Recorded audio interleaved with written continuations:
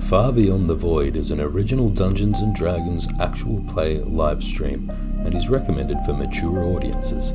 It may contain descriptions of graphic violence, coarse language, horror themes, supernatural themes, terribly lame jokes, and more fun stuff.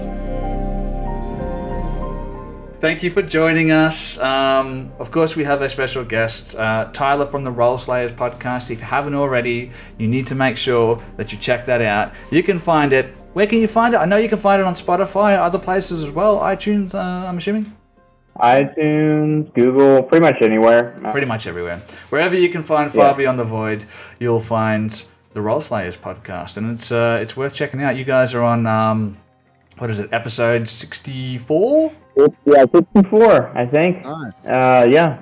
65 next week. That's around about like 58 episodes more than I'm going to get out of Far Beyond the Void, I think, before one of my players Wow. leaves because they've had enough of me. But thank you for joining us. We like to start every episode here on Crit and Miss with a little bit of banter, just to get everyone warmed up and ready to play some Dungeons and Dragons. So I am going to ask you guys a question, and I want you to be absolutely honest about this. What I want to know is, what is your go-to podcast to listen to if you're into listening to Dungeons and Dragons or tabletop role-playing podcasts? I think it would be fair to exclude the Role Slayers podcast as well as Crit and Miss, anything that we've done, just to keep things fair. And so that no one is sucking up either to myself or to Tyler, because Tyler can't give you inspiration, but I can. But what's your go-to? Let's start with, we'll go from left to right. Alicia, do you listen to any D&D podcasts? And if you do, what's your favorite? I do, but I watch them on YouTube so that I can see them actually play, because I prefer that. And I've already said this a million times before on the show, but I am obsessed with the World of Darkness series, LA by Night and New York by Night. They are my favorite games. They're Vampire the Masquerade games. 100%. You should check them out if that's what you're into. I can't say I've ever heard or watched it, for that matter. I myself am more of a podcast person than I am a, need to actually watch type of thing, just because I like to listen to podcasts while I'm doing other things. What is it about that you like particularly? Is it like because it's horror based, or because it's funny, or because it's more character based? Okay. So like the players get really into it. They'll be very physical with their roleplay because they're all together. It's directed by one of the authors for the Game Master is one of the authors for World of Darkness, so he knows a lot about the setting that they're in. All of the players Unlike this show. All the players are semi-well-known voice actors, so they're all very comfortable with each other and with being like really dramatic in their games. So I love it. All right. So basically, you love it because it's the exact opposite of what we do here. I have no idea about this setting, and it's a homebrew setting, which makes it even worse. And sometimes things get really uncomfortable. So, all right, awesome. Froth, do you listen to any podcasts? Not a whole lot, no. If I'm between audio books, I might dig into one here and there, but I don't have a massive penchant. I've listened to a few of the ones you do, obviously, a couple of Valiant Odysseys, and that's probably about it, to be honest. So, yep. You said to be honest. That's honest. Fair enough. Well, if you're going to choose one, Valiant Odyssey is, of course, a good one. I've been bugging Aaron to make the Wasonia Files a podcast version of it, just so that you can listen to me. I did just jump on Instagram now and check out the Role Slayers, and I've chucked them a follow, so that looks sweet. I am on Insta a lot. Well, I'll give it a listen. You're a leader of the pack. Everyone else should who's watching this right now should give them a follow on Instagram and all the socials, and check it out on Spotify to give 5-star ratings or 4.5-star ratings, depending on. Yep. No. Be honest. When they don't have 50 million other windows, I will definitely do that. All right. Okay. All right. And so, audiobook. What's your favorite audiobook then, Froth? Favorite audiobook is I'm trying to remember the name of it now. You caught me off guard, but I'm listening to one at the moment, which is He Who Kills Monsters. Really original name, totally get it. But it's based on an Aussie guy actually. Grew up in sort of North Coast Sydney or north of Sydney on the coast, and he got taken away to another world, which is kind of like D&D based skill level up system kind of thing. Different sort of magic sets and powers and stuff like that. That's pretty cool. It's not bad. I'm digging it. At first I was a bit like, I don't know, but about halfway through the first book, it took me away, and that's where I'm up to. Yeah, I'm into it. It's good. Okay. I like it. All right. I wonder if that's based on that on a quote by that. What's that German psychologist guy's name? I forget his name. Nietzsche. That's right. Look it up. Grace, podcasts. Do you listen to any? What are they? Well, I mean, I think I've talked about this before. I'm like 99% sure I have. Easily Dungeons and Daddies. Probably my favorite. Hands down. I love the setting. For anyone who has not caught me gushing about this podcast, it is basically about 4 dads who get thrown into the Forgotten Realms, and they have to go on a quest to find their children. It is so good. There are no rules. There are rules, but for the purpose of simplicity, we're going to say that the rules do not exist in this game of D&D. I think that's why I like it. They pay attention to the rules not at all. They don't read them. But I think it's just really interesting. I really like how they really went with the rule of cool. They just absolutely ran with everything. The setting is fabulous. Everyone just throws themselves into the roleplay insanely. It's absolutely fab. My favorite dad is obviously Glenn Close, the D&D rock and roll bard. He is my favorite. It is amazing. I would 10 out of 10 recommend it. Okay. Yeah. That explains a lot. Not gonna lie about the way you interact with this particular campaign, but everyone's got to have a wild card, and you fill that role pretty well. Rules? What rules? Right? Yeah. Yeah, exactly.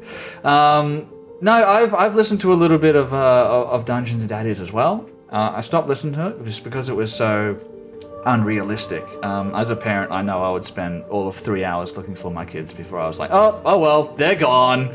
Just gonna go home and do things that I actually enjoy doing. So it's just the unrealism. I just couldn't do it. Mark, podcasts. Yes. Don't say it. Do you really want me to answer this question, Sven? I'm gonna say no, but I've already committed to it. So let's just go with it. I'm in the same boat as Ali. I don't really listen much to podcasts. I watch on YouTube. But for me, it's a direct tie between Critical Role and Viva La Dirt League, the New Zealand lads that do half-hour shorts. They sit down and record a session, and then they'll split that up over half-hour little episodes with little green screen things. I really dig that. Fair enough. Then Critical Role for obvious reasons. Okay. Cool. Yep. Yeah. Critical Role. I don't know. I know. Tyler, do you listen to any podcasts? If so, what? Oh, yeah. I listened to a few, Valiant Odyssey being one of them. And I really like Dimension 20. Mm-hmm. I like NADPod, stuff like that. Yeah. Yep. I think Mod was talking about NADPod in the chat as well. I'm not going to lie, I still haven't listened to NADPod, so I got no idea what you're talking about. It sounds like something about testicles, because here in Australia, NADS, testicles. NADS, yeah.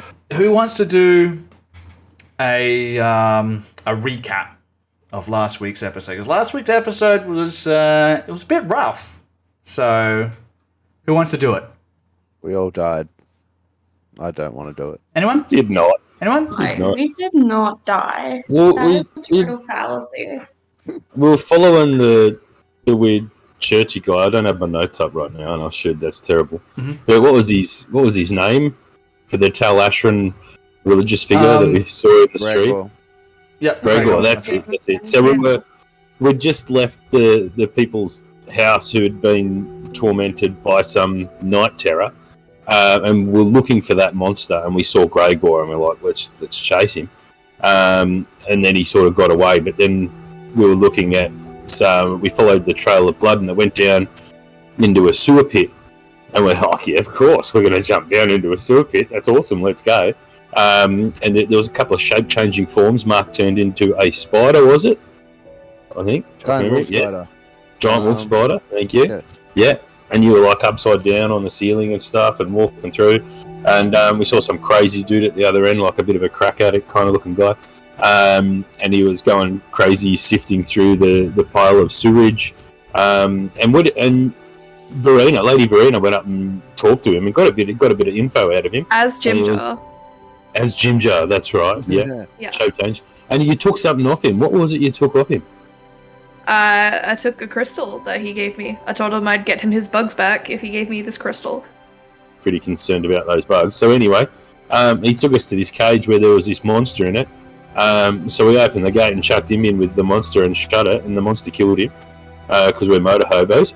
And so then everyone was like, "What do we do?" And Verena came up with a really cool idea, and it was really well thought out. I was like, "Nah, stuff this. Let's just throw some fire at it." Kind of had a freak out moment. Oh my god! I'll just throw fire. And she wasn't real pleased with that, so she's like, "Screw you guys, I'm out of here." And went around the long way, walked through a big tunnel full of gas, just to spite everyone, and went right around the other end. Yeah, we finished off the monster at range. It got pretty close. He came up to the gate and put his tentacles through and pulled Thrash up. Almost killed Thrash.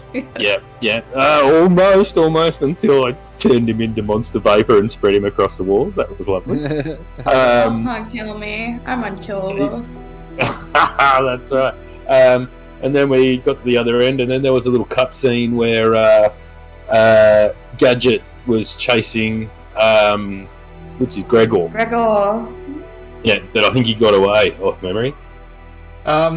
Grace. That is potentially got away. It's been really nice knowing Thrash. Just gonna say that now. To be really honest, and I was saying this to one of the guys at the club who watches the stream. I think Thrash has really overstayed her welcome. She is the last surviving member of the original party. She has not died yet. She is like a fucking stray cat that will not leave. If she dies, I will call it a win for both me and Sven. Do you want to know why Thrash hasn't died yet? She just continues to live. And there are episodes when you pick on me, when you genuinely pick on me, and you go for me, and you go for me, and you go for me, and I do not die. Look, the reason why Thrash hasn't died yet is because Thrash was voted the most likely to get another player killed. So I keep her around because it keeps things interesting. So where did this vote happen? I mean, yes, she won that. It's not wrong. It was in the secret. No, it's not. But when did this vote happen? I miss out on all the good votes. It's a secret vote.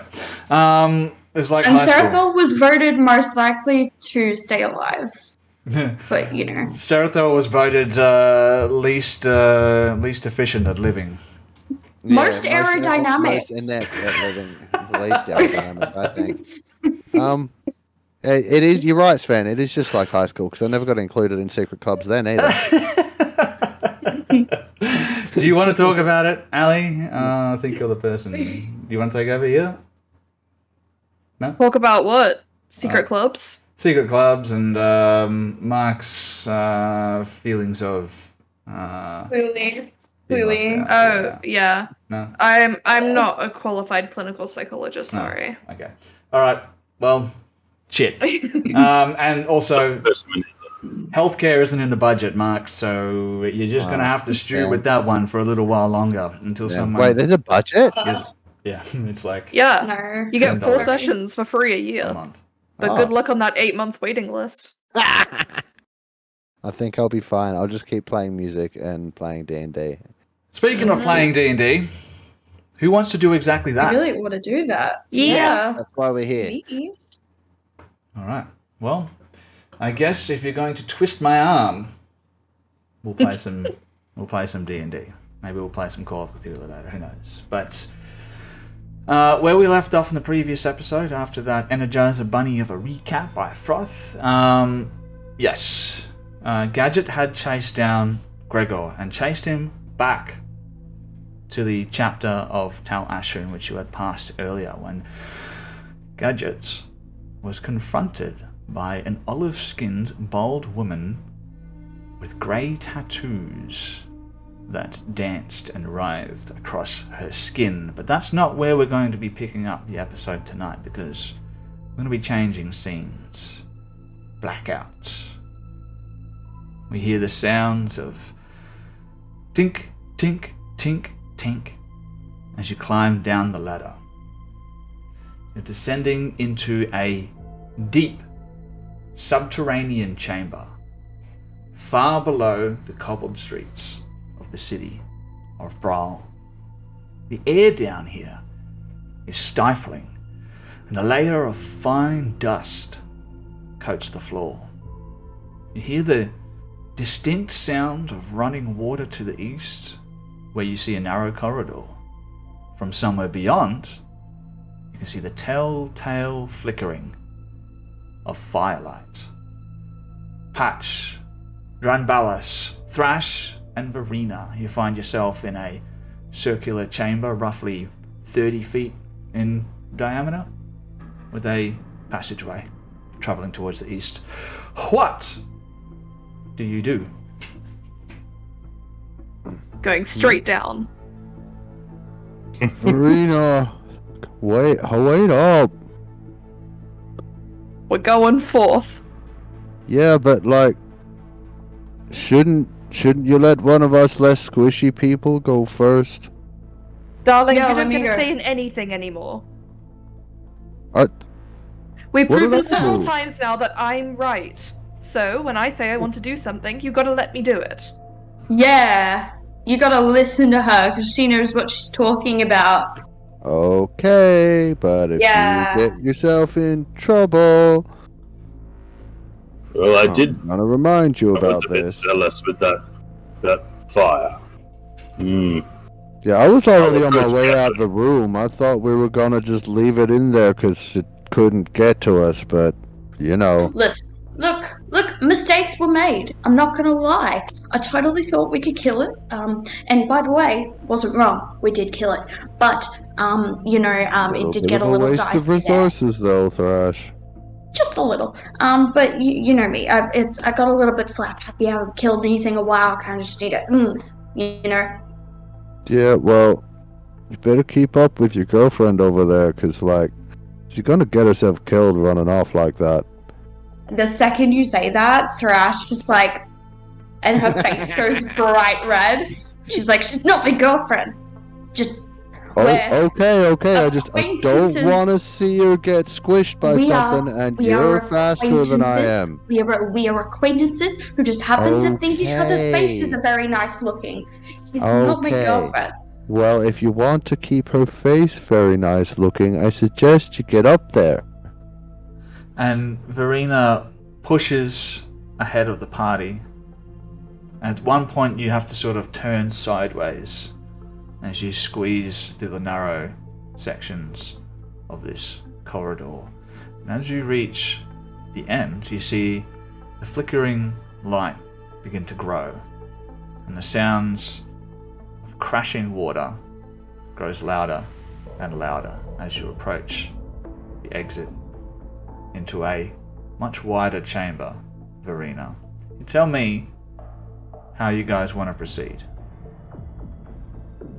Drambulas would be looking back at Thrash and going, I prefer if you went first, Thrash, or at least before me. That is a great idea. I will go first, and Thrash will use her insane movement to sort of dash up ahead of the party, and she'll stick her arm out in front of Verena, and she's like, I got this. I am unkillable. Watch me, and then she'll step in. Oh, You are also didn't get to say incapable, that. so... Yes, Drambulas. that is one of the hallmarks of my personality. I tap Patch on the shoulder and I'm like, hey, Yeah. What's a girlfriend? What's that mean?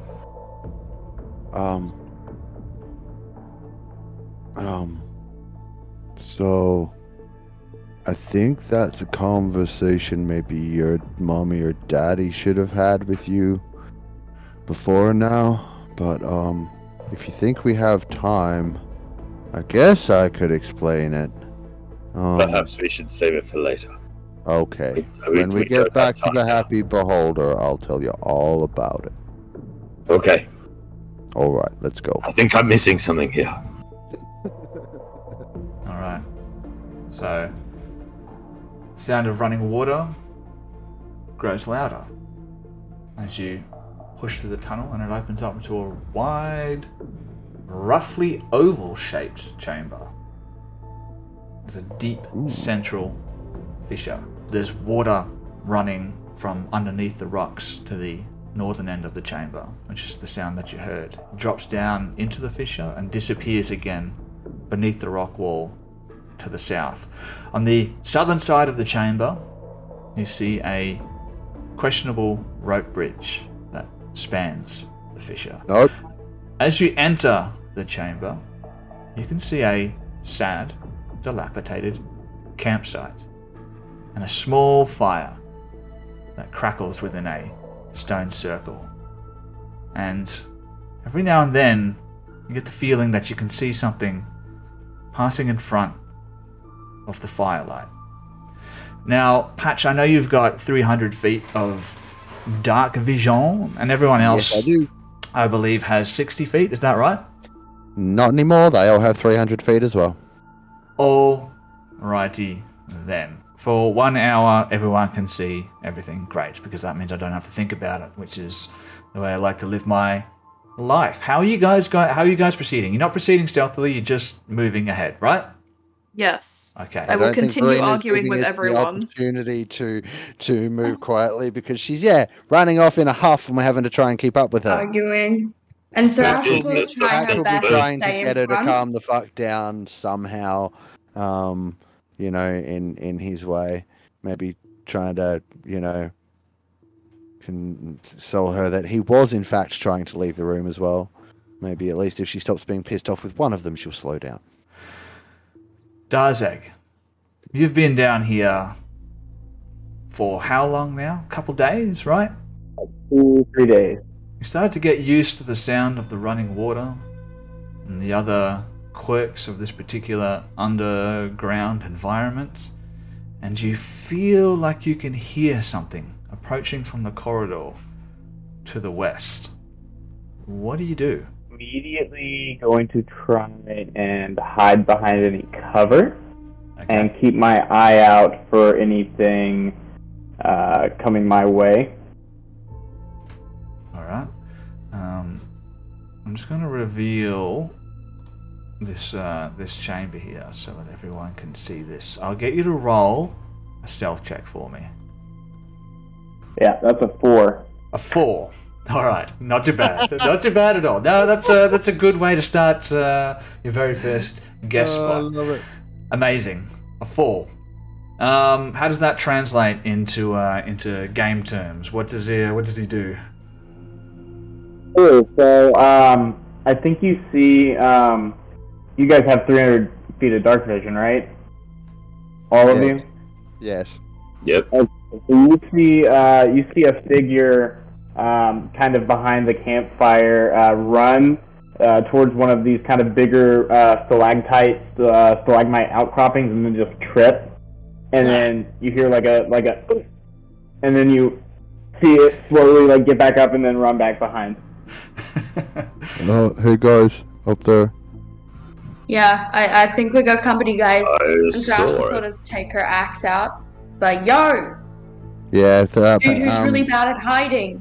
Patch is gonna get his shield out and put his hand on his sword hilt, but not draw it yet, and just be like, I think if he was actually a threat, he wouldn't have been so bad at doing that.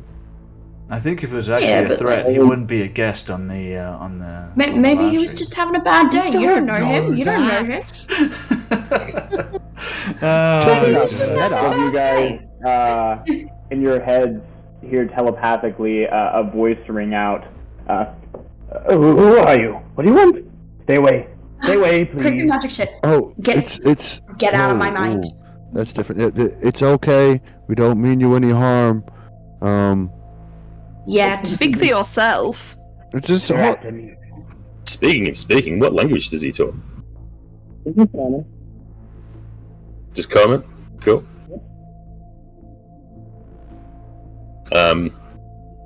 I'd say I am Drunbalos. Who are you? Well, you should know my name if you're hunting me. Go away, please. We're not hunting you, man. We're hunting a creature. You're not the creature we're hunting. You don't float, and you don't have the tentacle things. Unless he is the creature we're hunting, and he's pretending to be the creature we're hunting. I think you're overthinking it. No, I think I'm thinking it just fine. Do I believe him? Roll an insight check. Let's find out. That is, why am I not coming up? What'd you get, sorry? 17. 17. Alright, 17. Yeah, he seems to be telling you the truth. Yeah. Totally sincere, bro. He cautiously pokes his head out around the stalactite and then, like, slowly, creepily, like, pulls the rest of his body around.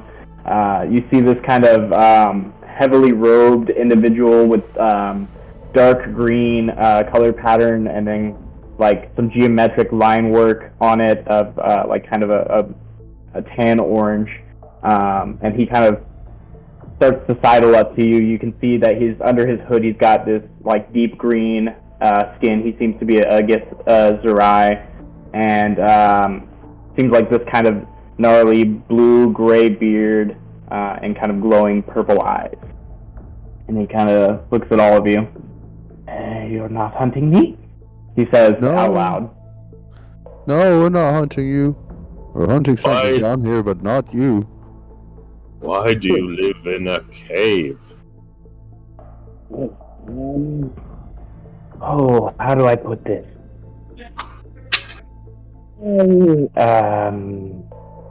I have some gambling debts up above. Yes, that's that can be nasty. I'll make it back. I'll make it back. I just have to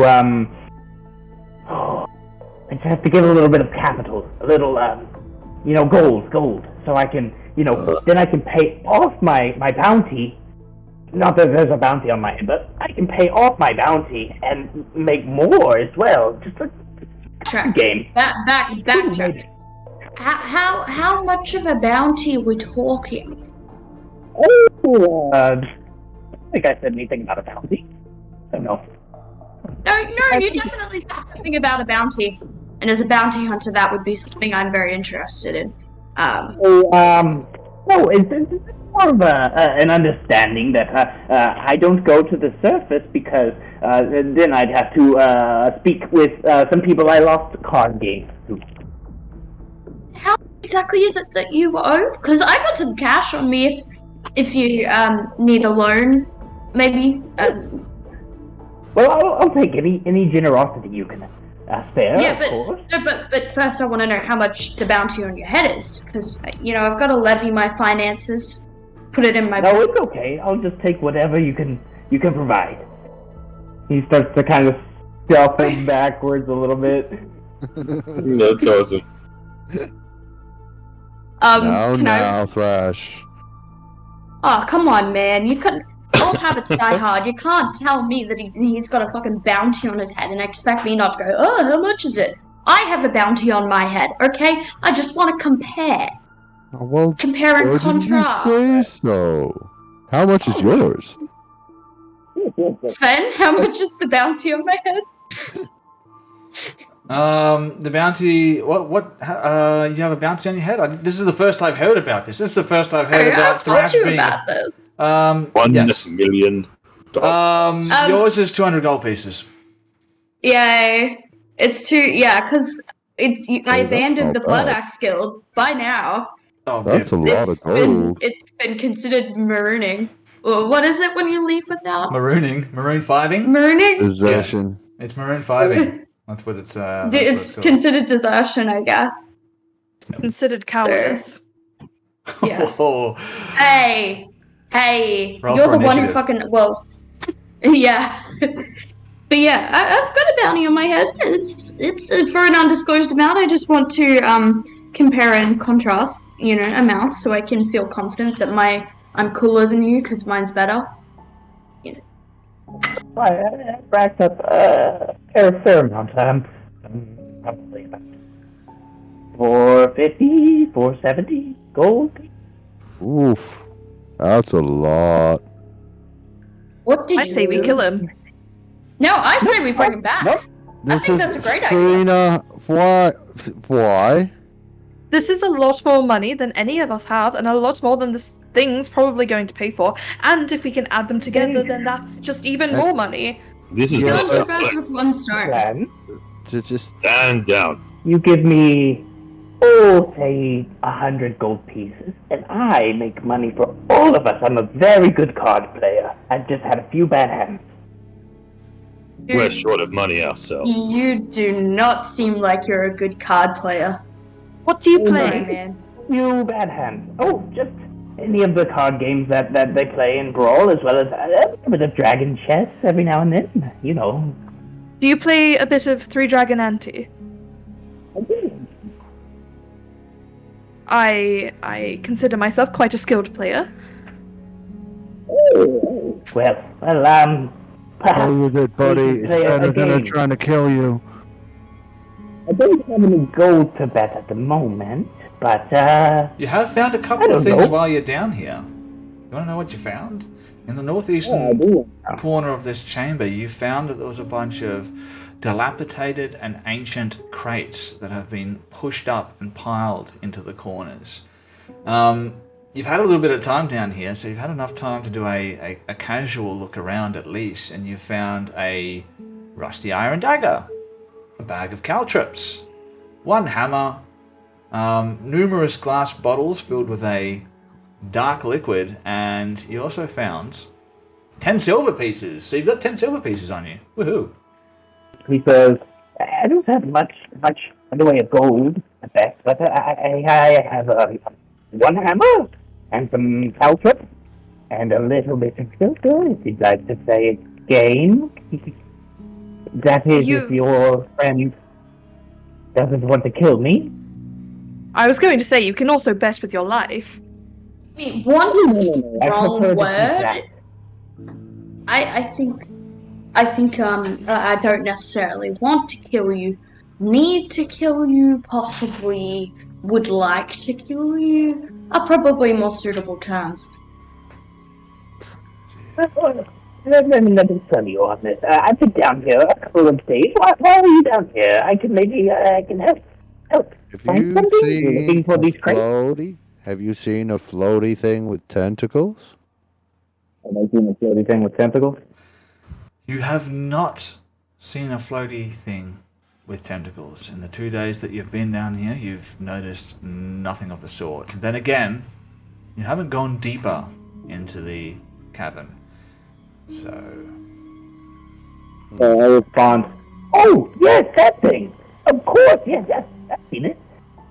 Inside. Further in. All right, I guess we're gonna get some deception checks and some insight checks. Go ahead. Another 4. 16? Oh, that's a little bit better. Oh I got a dear. 14. Drambalis, you're our only hope. Oh, I wasn't going to do an insight. I was just instinctively you don't have believing to. it, but No, you don't have to. Yeah. It's entirely up to you. It's optional. But the rest of you, I mean, he's a weird guy. He's in a cave underneath Brawl, but he seems to be honest. I see a bridge over there. Do you know where that leads to? Down and around, and lots of caverns and networks. It's an asteroid. It's very, porous, lots of holes. Some of them may even lead to the bottom, that other side of the city. Look, Blue Dude could be helpful, yeah. What are you exactly? I'm a wizard, former wizard of the College of Astromancy. Oh, do you He's mean, a nerd. like... Yes, I'm a Githzerai. That's what I am. No, back to the whole wizard. I meant your class. And Thrash will just turn to the rest of the party and behind her hand say, he's a nerd. Do we really need more nerds in this party? Hey, Thrash, you're the What? only one here that isn't a nerd, so... Exactly. That's the point that I'm making, is that we need more strong boys, and you all are nerdy book readers, and it's kind of hard making conversation with people who read seem books. to do a pretty good job of being the tanky one while the rest of us do the pew-pew. I've converted one of you. I've converted a quarter Yeah, I of like this to go party. whack from time to time now too, but like... But still, you know, it'd be nice to get some muscle in here other than just me, for the record. Jim. Hey, what do you mean? You're Darling, not that much stronger than me, Thrash.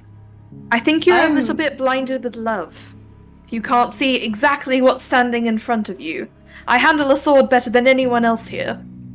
Here's the thing, Toots. You're hot, but you are squishy as fuck. Am I? Did she say I don't have muscles? Yes. We could all do with some F45, whatever they call it here. Just curiously and tentatively, like, reach over towards Verena and go to, like, poke her in the arm if she doesn't move away. Just like... Verena instantly is gonna change her form into Thrash and flip you off. And you definitely see that happening. All of you see that happening. So yeah, I'm gonna roll something. I see that happening. Everyone. Yes. You're right there. You're right next to it. There's no way this is hidden. So you I'm see not that doing happen. it subtly.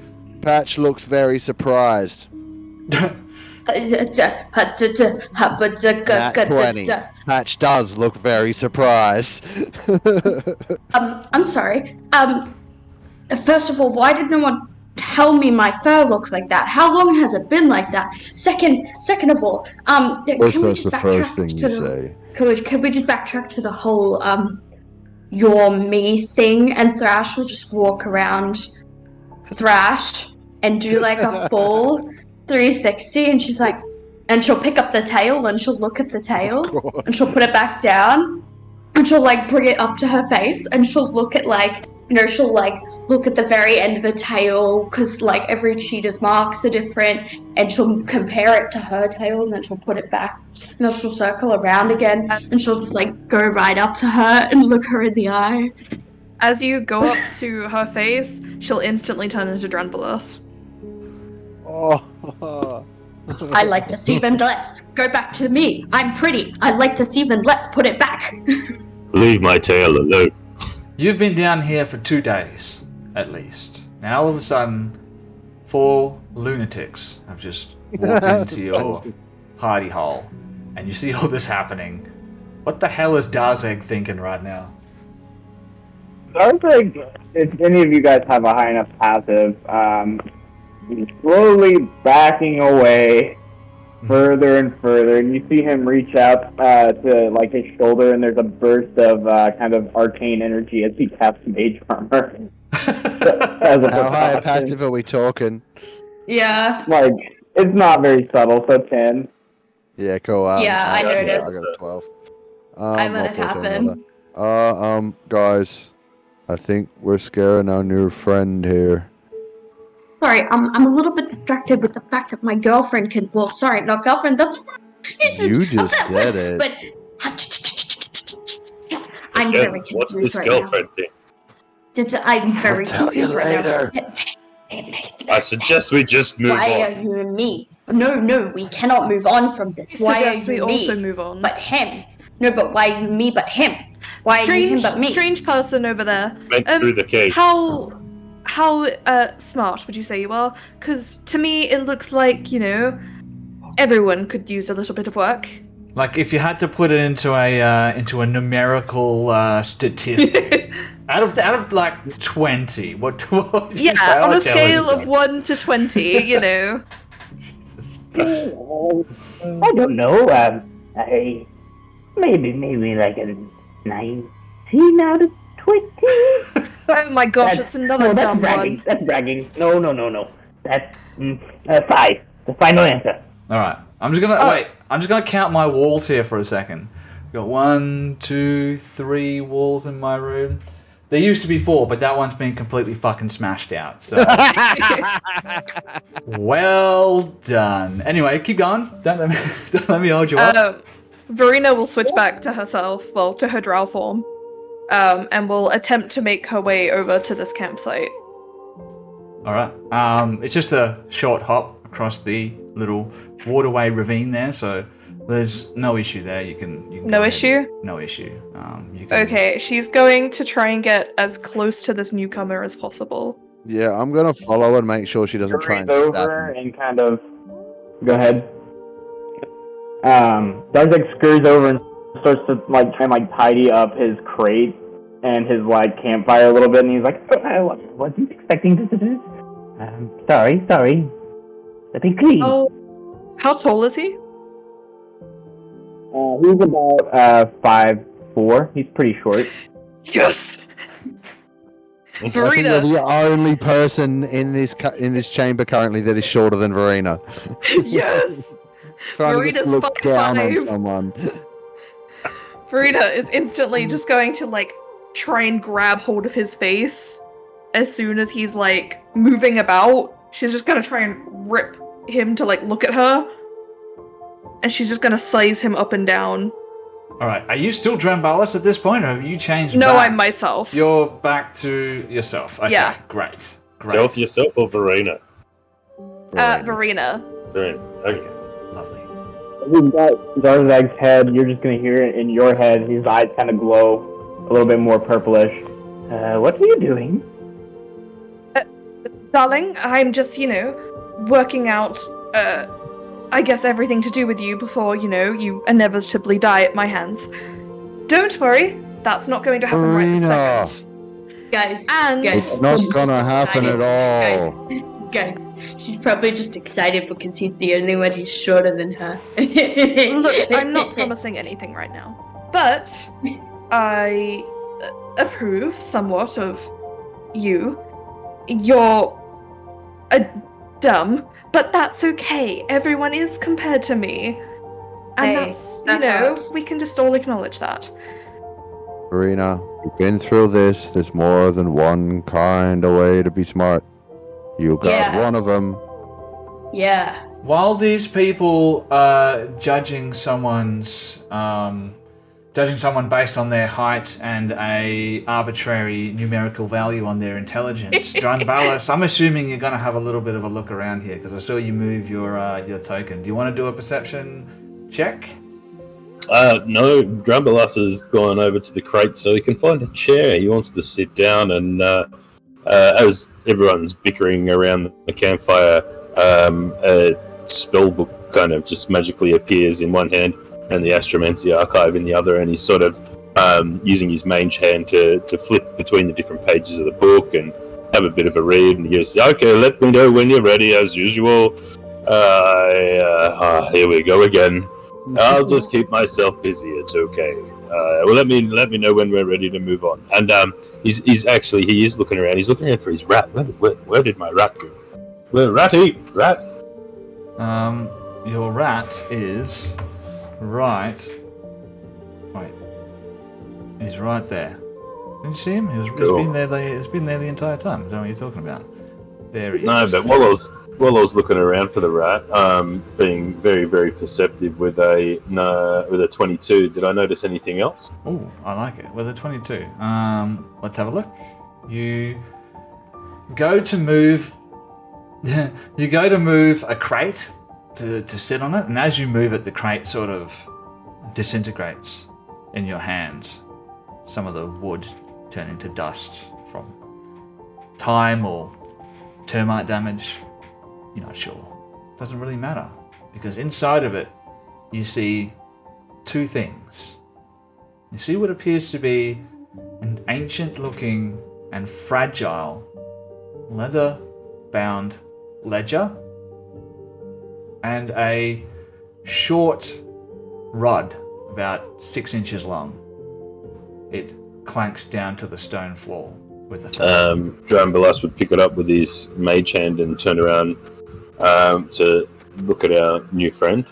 And he would... what was your name again? Me? Yes, you. I'm Darzeg. That's what they call me. Darzeg, are these your things in the crate over here?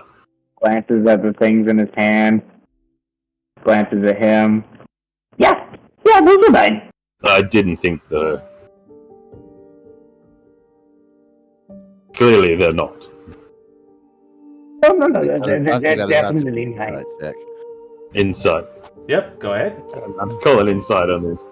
I think all of the rolls tonight are just going to be insights and perception checks because you people are paranoid as fuck. Well, Drambalas is not trusting of new people Whose anymore. fault is that, Sven? Oh, yeah, I rolled pretty bad. Not me. 17. It's not me. Yeah, he's lying. He's so lying. Alright. So I'd pick up these items and have a look at them. Do I know what they are from like any further detail, or have I got to Yeah, I'm going to tell you what the rod is. I did describe it slightly incorrectly. It's a little bit longer than what Immovable? I said it is. It's an immovable rod. Sweet. Thanks, Mark. Never interrupt me again.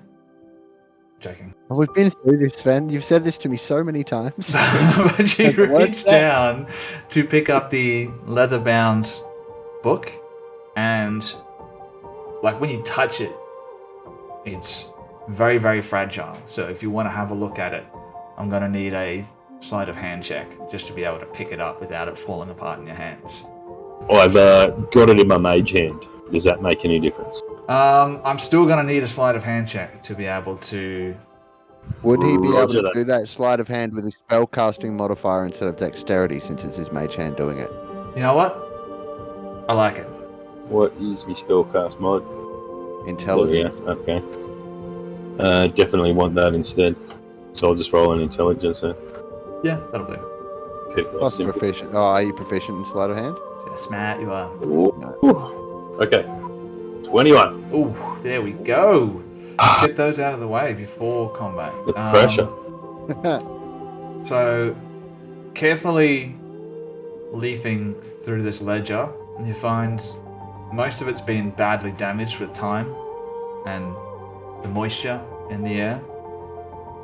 As you get to sections of the book that have been the most preserved, you can see the pages are full of rows of what appears to be like an inventory of items. Most of it's illegible, but you can make out some of the items on the list. You can see bootleg alcohol, rum, discreet weapons, daggers, stilettos, that kind of thing. You see mentions of some items that you know are like mind-altering drugs, cigars, lockpicks, some personal hygiene items. But the thing that stands out the most is reference to cattle, which is followed by an amount and a letter. Letters from A through to C, and the numbers obviously indicating the volume of that particular item. And it's not many, it's usually just 2 or 3 or 4, 5 at the most, but that's all you really see. It appears to be some form of ledger. Maybe I'll just keep it for now and see if I can make some sense of it later on. But this rod's very interesting. You can tell that moving this thing, it'll take a lot of care. Like putting it in your backpack as it is, it's probably not going to work. So I need you to tell me how you're going to move this thing. Think of it like a 100-year-old book that's been discarded in a corner. Well, that's where my plan falls to the ground. I'll cast Firebolt. No, I'm joking. I would like to cast. The solution to everything. I'm gonna use a cantrip and cast Mending to see if I can tidy it up a bit. All right. Oh, nice. All right, I dig it. So, taking 1 minute to cast Mending, and A bit bigger than a tear in an object, though. So yeah, but you know what? I like it. You're fairly confident that it's going to hold together at least enough for you to be able to transport this ledger for further investigation later, if you want to do so. Creative uses of spells, I love it. All right, how do we proceed? What do you want to do? Verena is going to turn to our Gith friend and say, okay, so I'm currently missing my best friend, so you're going to have to play that role, and if you don't, then I'll slit your throat, okay? I'm supposed to be your best friend now? Yes. Okay. Best friend? Oh, and question. Yes. Is you, hunting this thingy? This many-eyed, tentacled thing that I've seen? Mm-hmm. Never said it had lots of eyes. Did you see lots of eyes? Eyes. Oh, no. All eyes. I don't like You have no fucking idea what we're looking for, do you, mate? Absolutely I do. I know everything about this place. Can I do an insight? Just because he's... We already did. No, but He's not I want to lying. re-fact check him. Not how this Nope. works. Vouch for him entirely. He surely means no harm. Obviously, he's my best friend. I'm going to Ren. What's your name again? Grace. I keep it's like Thrash in my head, but I know I'm not talking to Thrash right now. Grace. If you want to play it that Thrash is suspicious of this individual, if you think that's what Thrash would be, then you can absolutely do so, but we're not going to be rolling an insight check for me to be able to say it's true or it's not true, okay? No, So, that's fair. yeah. Thrash, I feel like would be suspicious just because he's mentioned he knows what it is. At first, he confirmed it, and she was like, right, cool, he knows where it is. And then he sort of mentioned that it has thousands of eyes, and she's like, Yep, that's fine. dubious. You don't notice any deception in his body language or anything like I think on the other end of that spectrum, Patches are now worried that this thing that they've seen is a bit more like a true beholder than what we first thought. Like, we've been thinking beholder kin. Now he said lots of eyes. We're just like, crap. That's yeah, Pat. So, should I be rolling an attack or no at all? No. No? Okay. We'll just leave it. Lots of... Verena, Yes, darling. you know how we kind of figured out sort of close to what we think it is we're chasing? Yes. In all of my knowledge, the only ones that have lots of eyes are the real thing. The others have some eyes, but not like lots and lots of them, right? We know that's not the case, though, darling. But do we know that for sure? Yes, because Luigi wouldn't be as happy as he is if there was. How do we know that he doesn't Not like know about Luigi. it? Not like Luigi? It's not Luigi. No. I know Luigi. But not like him at all? No. Okay. See, we think it's something like him, but not like him. Way more eyes than Luigi. It looks like a starfish covered More in eyes. eyes. All of them. And All tentacles, eyes. It's right? just eyes. I think there might be something else down here that's even worse than what we're hunting by the sounds of that. Alright, so let's have a look at the situation here. You've come down here, you found a guy living down here. As far as you can tell, he's seen this thing before. And there's every reason to suspect that this could be a beholder or it could be something beholder adjacent, as Ali so elegantly put it earlier. I mean, do you want to face that with 4 people, or do you want to face it with 5 people? I know what I would be doing, but don't. 100%. We are bringing my best friend. All right. Looks like the eyes have it. Yeah. So The hills of I get some gold if we kill it. yeah. We get paid. Little bit, not much. It's more about. Small cat infusion. Hey, Just, you know it's what? not You know, much. It's more about helping the people. you're because, right. Look, it's been causing nightmares with the townspeople, and it's and not Patch. Here's the thing. Like, I think we can pay him in gold. You know what? You know what is really golden? Your life. And Thrash holds up her axe, and I'd like to do an intimidation. Oh no. No, that's not necessary. I just need like 2 gold pieces, maybe 3. I can make it back. I can make it all back.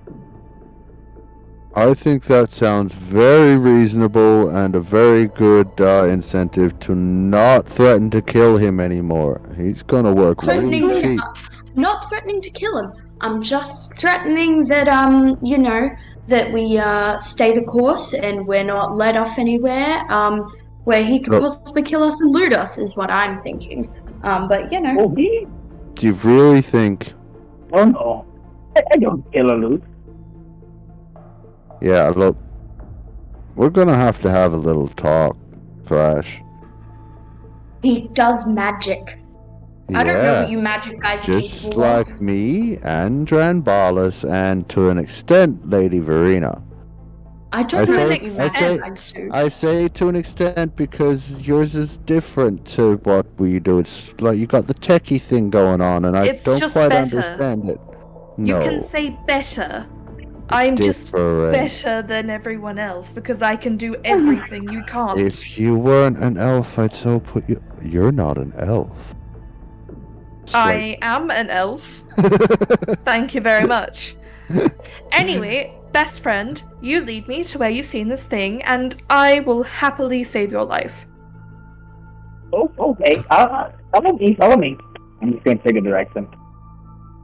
Would that have counted as a let's short rest go. at all?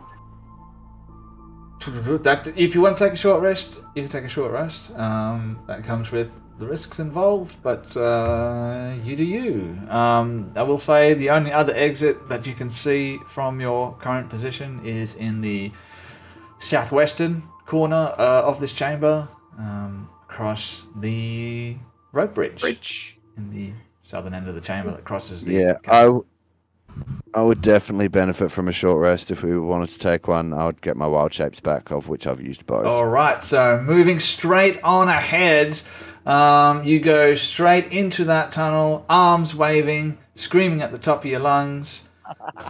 100%. Alright, sweet. I don't need no short rest. Okay, so who's taking a short rest? Is anyone going to be taking a short rest? Is anyone just going to keep going? Tell me what you want to do here. I was already short resting. Yeah. Yeah, if we can short rest before we move on, that might be useful. Patch will just be like, so I've still got some spell power left, and I can do the bashy. But if you want me to be all shiny or turn into things, we should probably just rest for a minute before we take off. What do you think? You two sit down. I'm going to have a talk with my best friend, and we're going to discuss the terms and conditions of this arrangement that we have now. Alright, so... Crash lets out a massive sigh and she's like, I remember when you were my best friend. Okay, so you guys, you can take a short rest. Go ahead, click off a short rest. Verena and Darzek, if you want to have a conversation, now would be the time to do it. Yeah, you wanted to talk?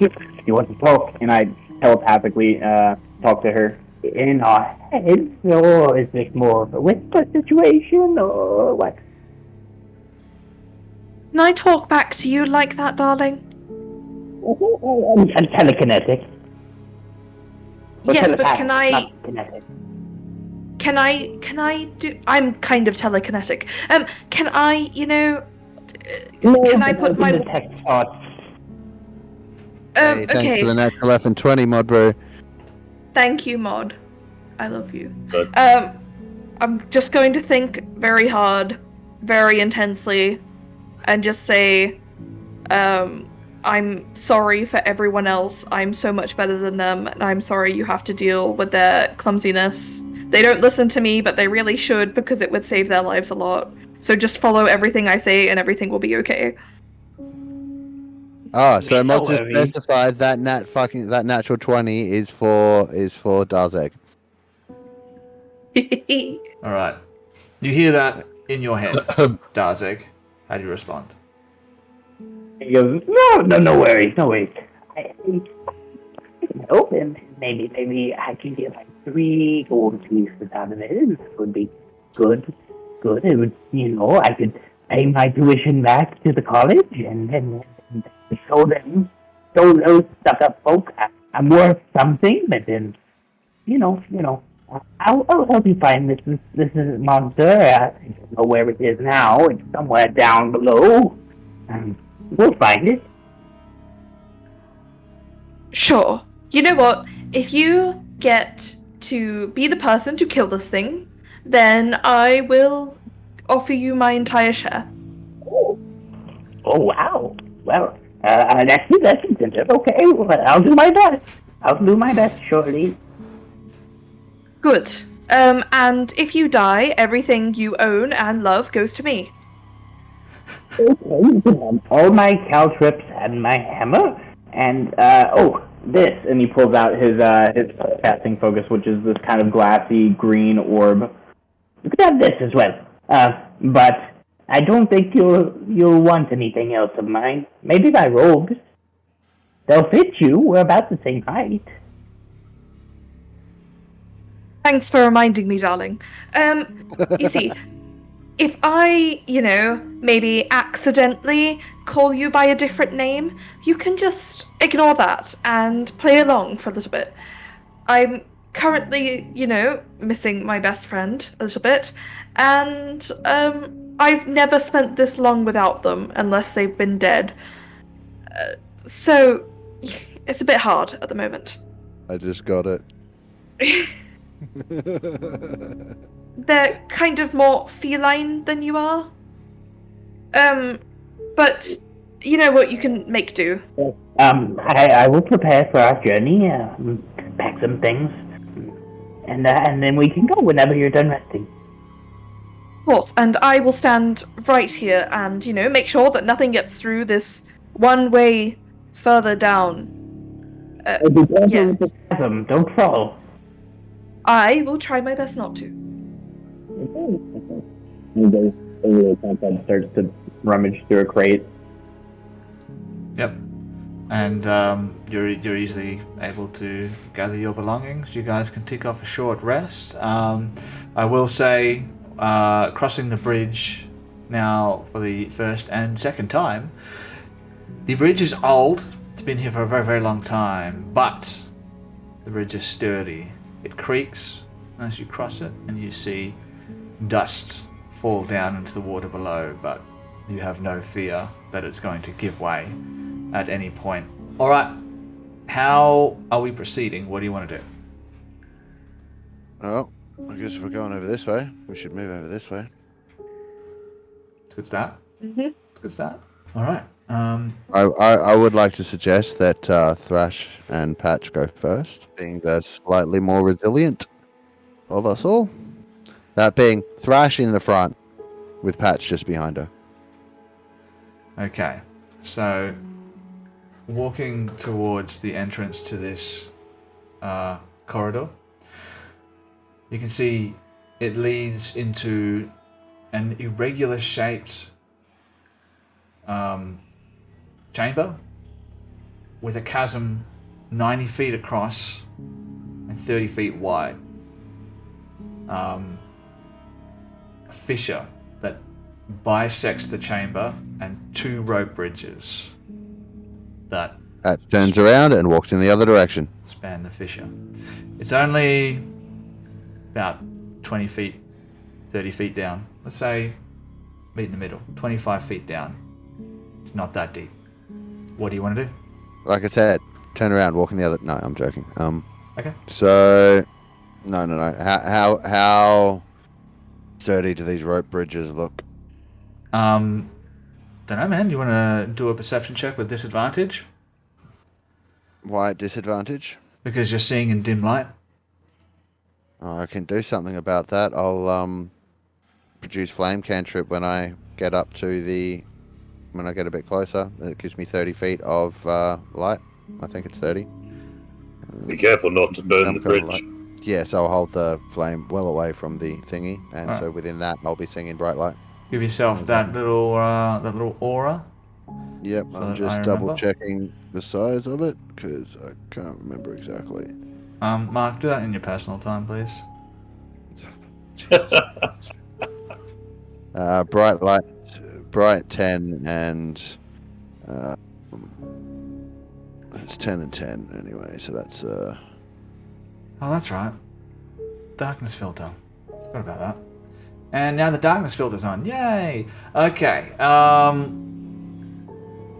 You can all change your aura to 300 feet. By the way, just so you guys know.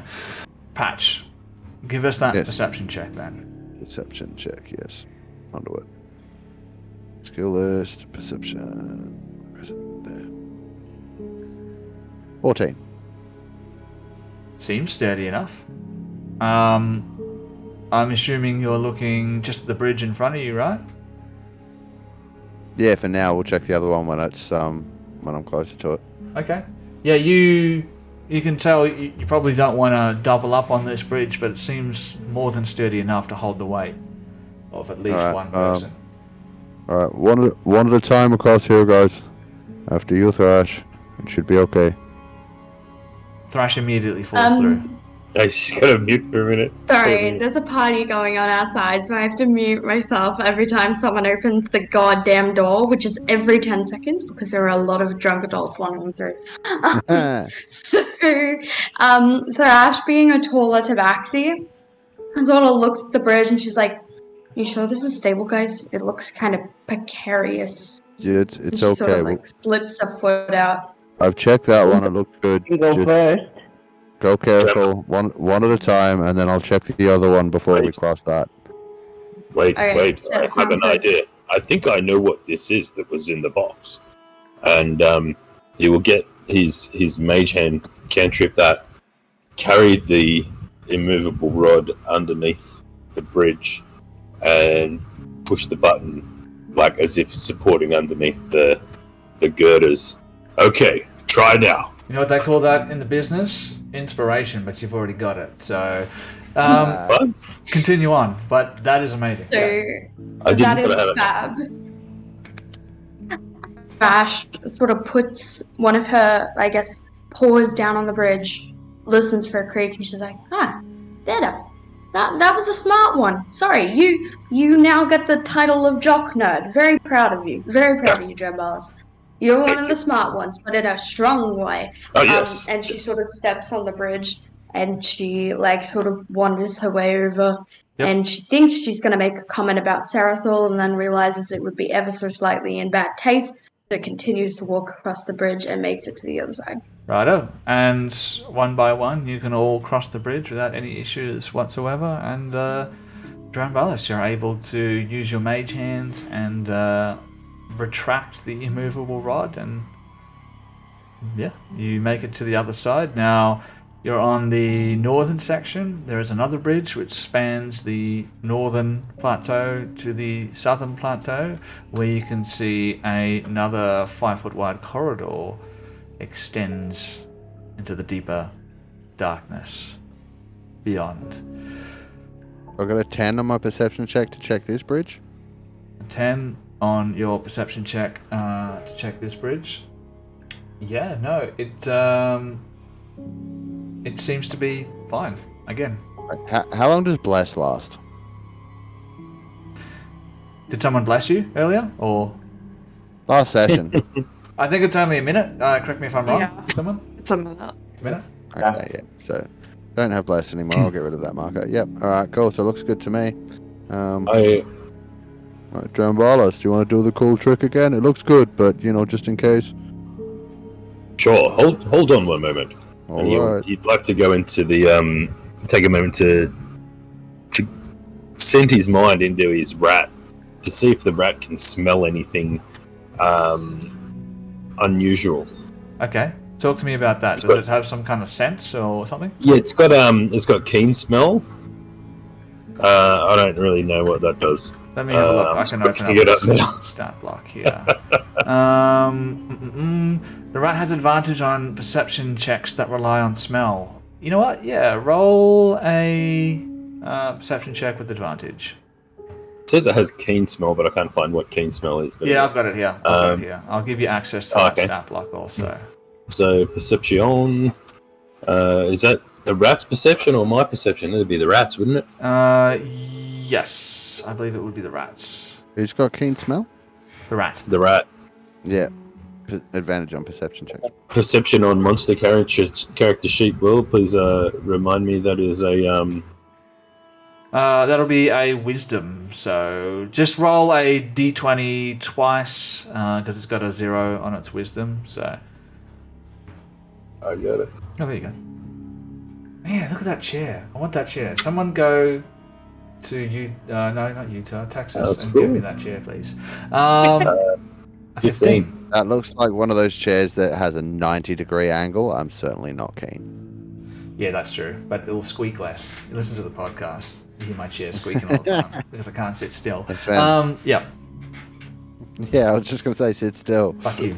You sit still. All right, so you...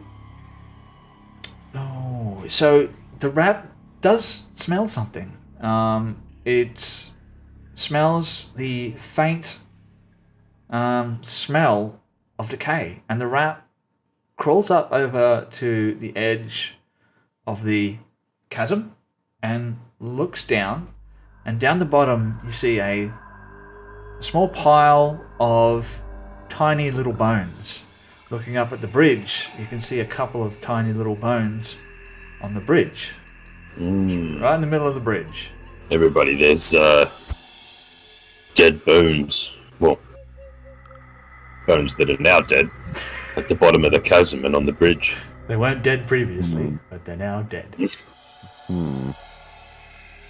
They appear to have been here for a while, and something smells like rotted flesh. You've got a little bit more information here. If you want to roll another perception check, you may. Thrash, have you showered? Patch would maybe peer over the edge from where he is. Yep. But I'm just checking to see if I can make things a little bit better for us in that regard. Thrash is so, cocky and confident. I think we should just let her go across first. I mean, Ouch. also entirely possible. Alright, I'm gonna cast guidance on myself and then take a look. Alright, give me another perception check. Alright. Ugh, plus D4. 14. No, you don't know, man. You see the same thing that the rat saw. Just a little pile of tiny little bones directly beneath the bridge, and a couple of little bones lying on the planks at the midway point of the bridge where it sags. Oh, why not? I'll do a perception check. Okay. Why not? Okay, alright. Roll a perception check. Can't promise anything good's gonna come out of it, but I'll definitely do one. I got a nat 1. You want to drag out an episode? Put a bridge in front of the players. A natural. After what you did to us in 6.5 of Out of the Abyss, you can't blame us. A natural 1 on your perception check. I feel like there needs to be a consequence here, and I'm gonna say the consequence is blind forever. So this is going to be Thrash. You're getting bullying me? I'm not bullying you. You got a natural 1, and this is just part of Far Beyond the Void. If you fail something by 5 or more, and you failed this by 5 or more. What has Thrash done to Marina recently to make her hate me this Don't worry. much? Jesus! It's not that bad. But you're also getting so tired of waiting around. You're getting very, very anxious to get going again. So you want to go. You're sick and tired of this. You're sick of waiting for all the nerds to do their nerdy thing. So you push past Pat. She's just taking too much time, wasting time looking at bones, and you step out onto the bridge and you're like, see? There's nothing there. It's fine. But you feel something touch your shoulder. What do you do? If this is how I die... Yeah, you guys just fucking bullshit. You do this whole thing, you walk around and she feels the thing touch her shoulder. As she pushes past me, can I just like put a hand on her shoulder, not to try and stop her, but just to give her advantage on her next initiative roll, please? Sure. Thank you. You feel something... you feel two things touch your shoulder. First of all, Patch touches your shoulder, and then something else touches your shoulder. What do you do? She sort of stops as she was cockily gloating. And she's like... And then she looks at the party and she sort of counts them. And she's like... And then she turns around. Jambalas is waving back with his hand and his spectral hand behind it, like, hey. Yeah, like they're both over there, it wasn't him. Yeah. Roll for initiative. No! Yeah. You have advantage, Thrash? I was just gonna cast Bless. I'm gonna need it. I'm gonna need it. Oof, and I rolled well. Yes, I did roll well. Excellent. Because, Thrash, you feel something touch your shoulder. It begins to tug at your tunic. You look up and you can see above you what appears to be some type of lobster-like creature that is secured to the ceiling of the chamber with 6 lobster-like legs. And now that the creature is visible to you, you can see what appears to be an almost translucent filament dropping out from the creature's mouth that is stuck to your tunic. Oh, I gotta roll for my creature here. Oh, there we go. Natural 20 to start the combat off. There we go. What's its dex? So we'll give it a 21. Patch. Same as me. What's its dex? Lower than mine. Lower than yours, but I got some bad news for you because you guys didn't see this thing, and you had a light, so it saw you. So in its surprise round, what this thing does, Thrash, all of a sudden you feel your tunic start to pull upwards as the filament coils around your upper torso, hauling you up 20 feet towards the ceiling. And the creature, as it draws you up towards it, you can see 2 large pincers, just like a lobster, and it tries to clamp down on your upper torso. Yes, what would you like to say? So you know how you gave me that special item where I could just move when it's literally not my turn? Yes. Yes. So I'd like to use this opportunity to slip out of my shirt and move when it's not my turn, if that is okay with you. Please. Well... I forgot I gave you that item. Hopeless rottable tabaxi. So this is a surprise round, and generally speaking, you don't actually get a reaction on a surprise round. Not even to cast shield. But because it's my birthday and you like me because I'm a good person, you're going to allow me to do it. You've got inspiration. Give me your inspiration, and give me a acrobatics check. Okay. Didn't even say hear me out. That's awesome. Yeah, hear me out.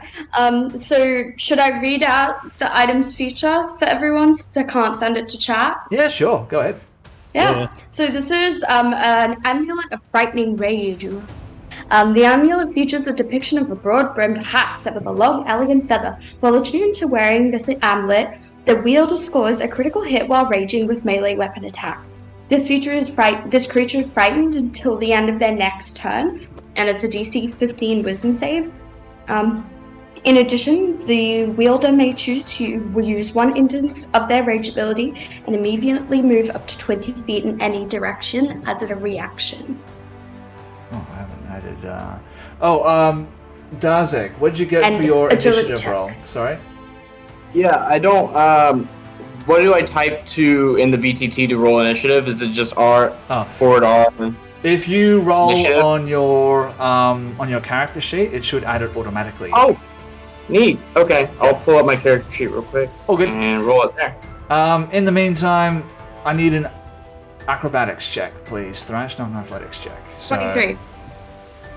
Is that your acrobatics or is that your athletics? That's athletics. It's the same anyway. All right. Is it? Oh no, minus no. 2. Minus 2. All right, that's fine. That's so fine. if we just take 2 off 23, it's 21. It's enough. Yeah. That happens, and it cannot draw you up. It tries to pull the filament up, and you simply slip down, falling with your butt onto the bridge beneath you, and your shirt gets torn off your body. It gets hauled 20 feet up to the ceiling, and this creature tears the shirt into pieces. And you know what? That's going to be the end of its surprise round there. So top of round 1. Patch. All right. Cool. Thrash is shirtless. Yep.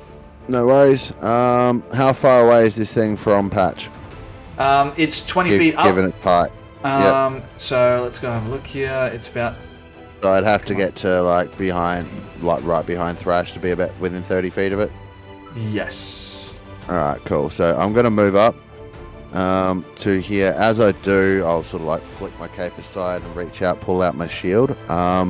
If Darzeg is at all familiar with Talishrin and the Better Worlds thing going on in Brawl, he would see the symbol, the emblem on my shield. Just saying, that might be a thing he'd recognize, don't know enough about him to know if it is or not. So that'll happen. I'll pull the shield out, and then the flame cantrip that I have, I'm going to do I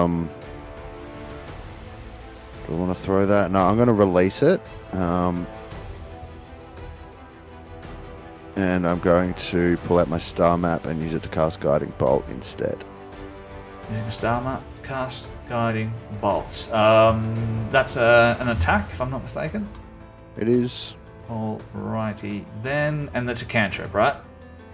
No, that's a leveled spell. Hooray! Whoa, wild magic surge! Roll me that D100 and those D20s, baby! Let's find out what happens to you. Is D100. I got a 26 here, by the way.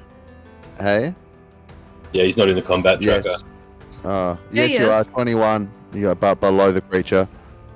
You must have got to refresh your browser, man. Alright, so your Guiding Bolt, 26 to hit. Talk to me about the damage. 35. The damage will be radiant damage of this much. 17 radiant damage, and whoever attacks it next has advantage against it. And I got a 35 on the D100 and a 7 on the D20. I think this is going to be bad. So a 35 and a 7. Let's have a look here at the old wild magic surge. Alright, so 35. No, not that bad. You cast this spell, and normally with the spell that you're currently casting, it comes with a sense or a thick odor of ozone. But when you cast the spell, you realize you don't smell it at all because you lose your sense of smell for a day. Oh, that's handy. So I don't have to tell any of the fucked up shit we're about to deal with. You won't have to smell any of the body. All right. Death coming from down in the canyon below us? Not my problem anymore, guys. Love it. Great. Awesome. So, yep, you do some damage, but you lose your sense of smell for a day. Anything else you want to do here, or? So it's action, draw shield. I have a bonus action left. There is not. Oh, actually, yes, there is something I can do with a bonus action. I'm going to use one use of my wild shape to activate my starry form, and I'm going to activate the archer. Now, just checking on that. When you activate this form, and it's a bonus action. So yes, as a bonus action, I'm going to shoot it with my starry form. Bonus action attack. So again, this will just be a very similar to the guiding bolt in the way it looks. Actually, like starry energy will surge forth from a map, but it'll just be a little bit smaller. Not quite as blazingly bright like a guiding bolt. It's not going to light anything up. It's just going to do some extra damage. If I can hit 16 to hit. 16 to hit my creature is going to be a hit just. And that will be 12 more radiant damage. 12 more blam. damage. Alright. And that's me. And I am behind. Yep, I'm there behind Thrash. So, cool, done. Shirtless Thrash, I must remind you. Then it's my creature's turn. That's fine. Alrighty then.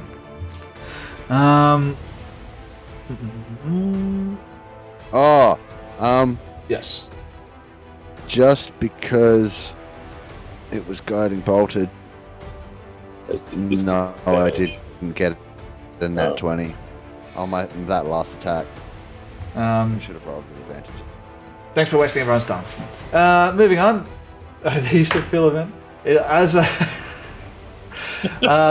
bonus action, the creature is going to use its adhesive filament. So you see, it tears Thrash's shirt to pieces and then shoots that translucent filament back out. Let's roll D4. Let's go 1 to 2 for Thrash, 3 and 4 for Patch.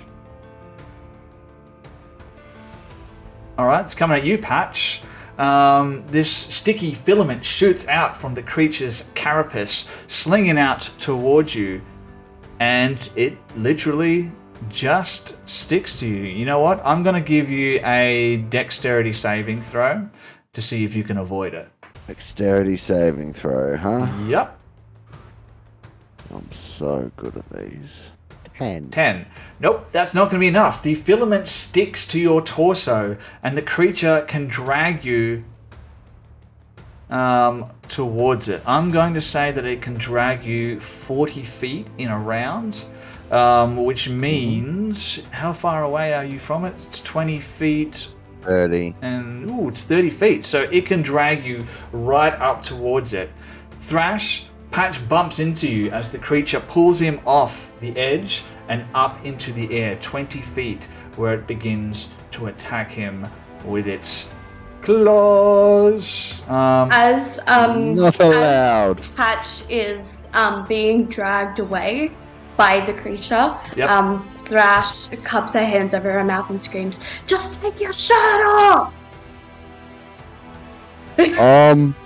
My shirt is my armor. It's not quite that easy. Yes, the only reason I allowed you to do it, Thrash, is because you're not wearing armor. The others who are wearing armor, this is not going to be It takes me like 10 minutes to take this shit off. Like, it's not happening. The first one was a 13. The second one, a natural 20.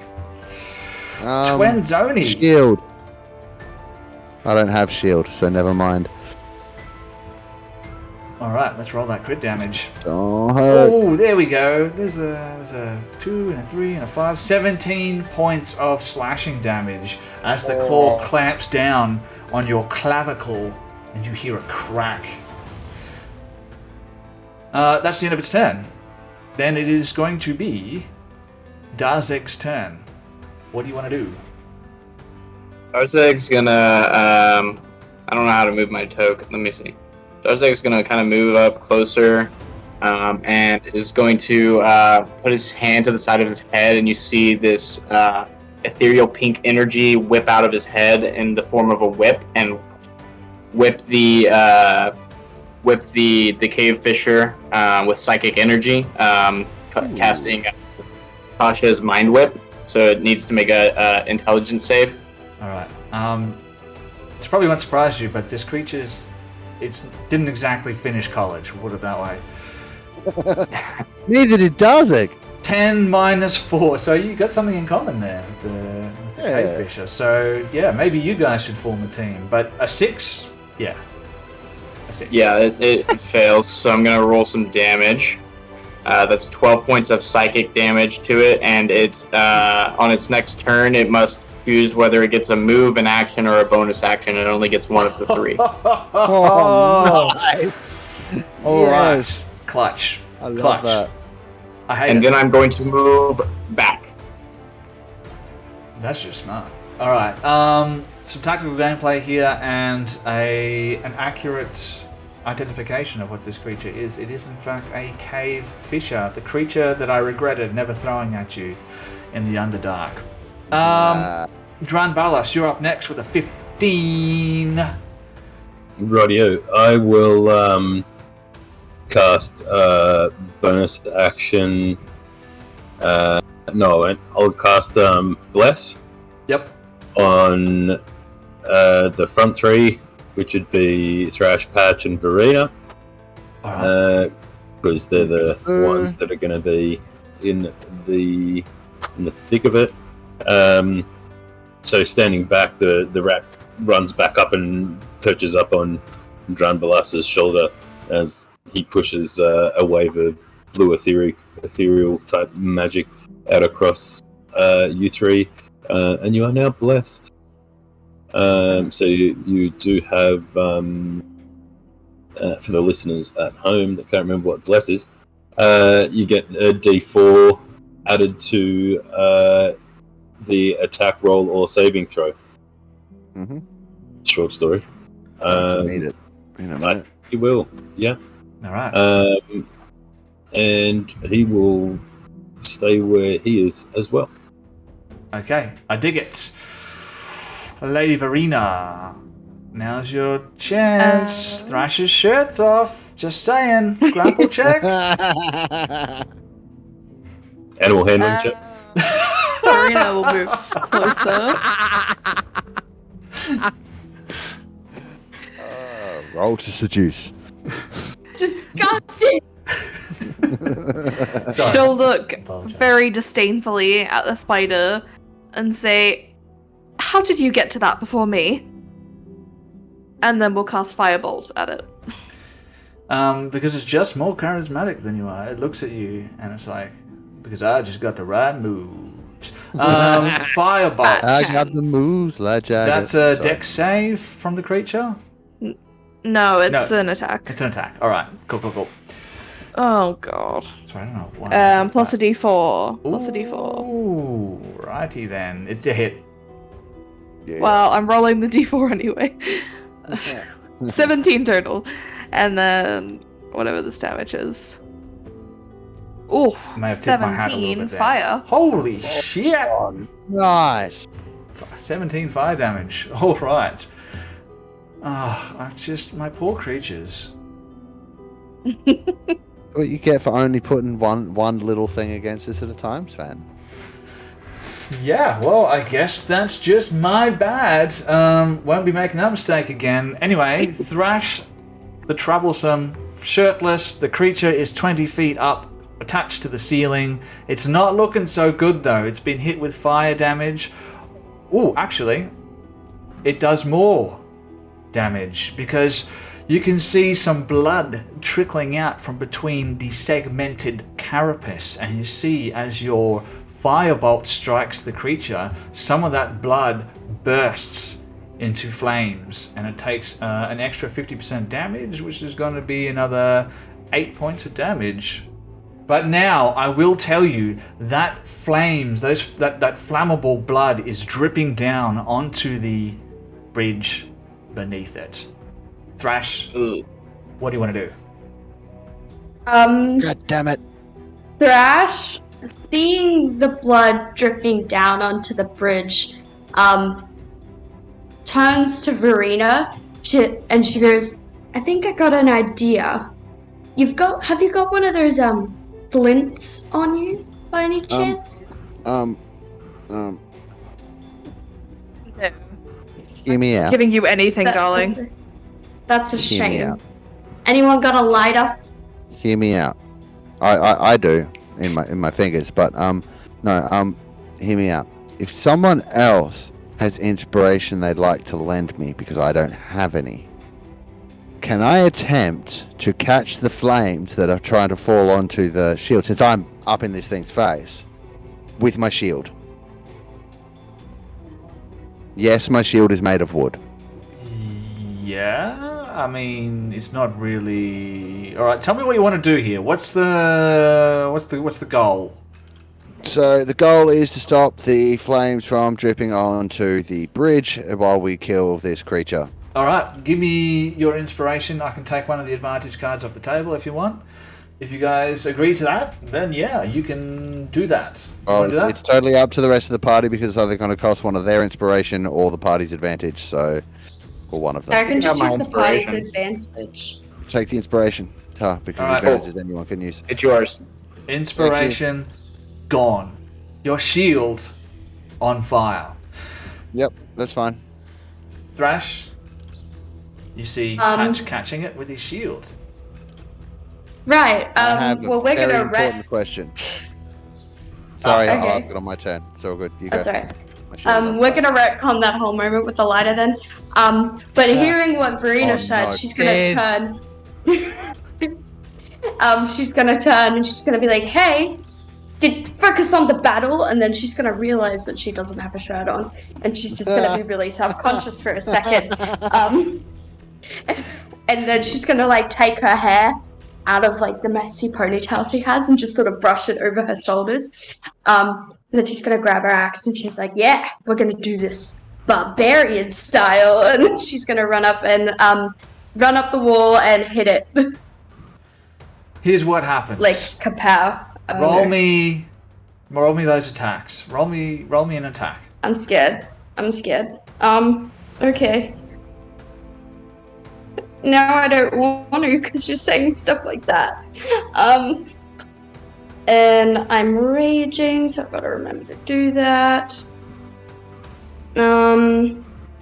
Perfect. So that's a 19, 20, 21. Here's what happens. You reach down, grabbing Thrash by the hand, pulling her up towards the creature, giving her a moment to be able to cleave a couple of the legs off to the creature. See what happened before. The creature dies. Yes. Love it. Nice. So I have a question I'll now allow it. that it's dead regarding things on fire. So magical fire,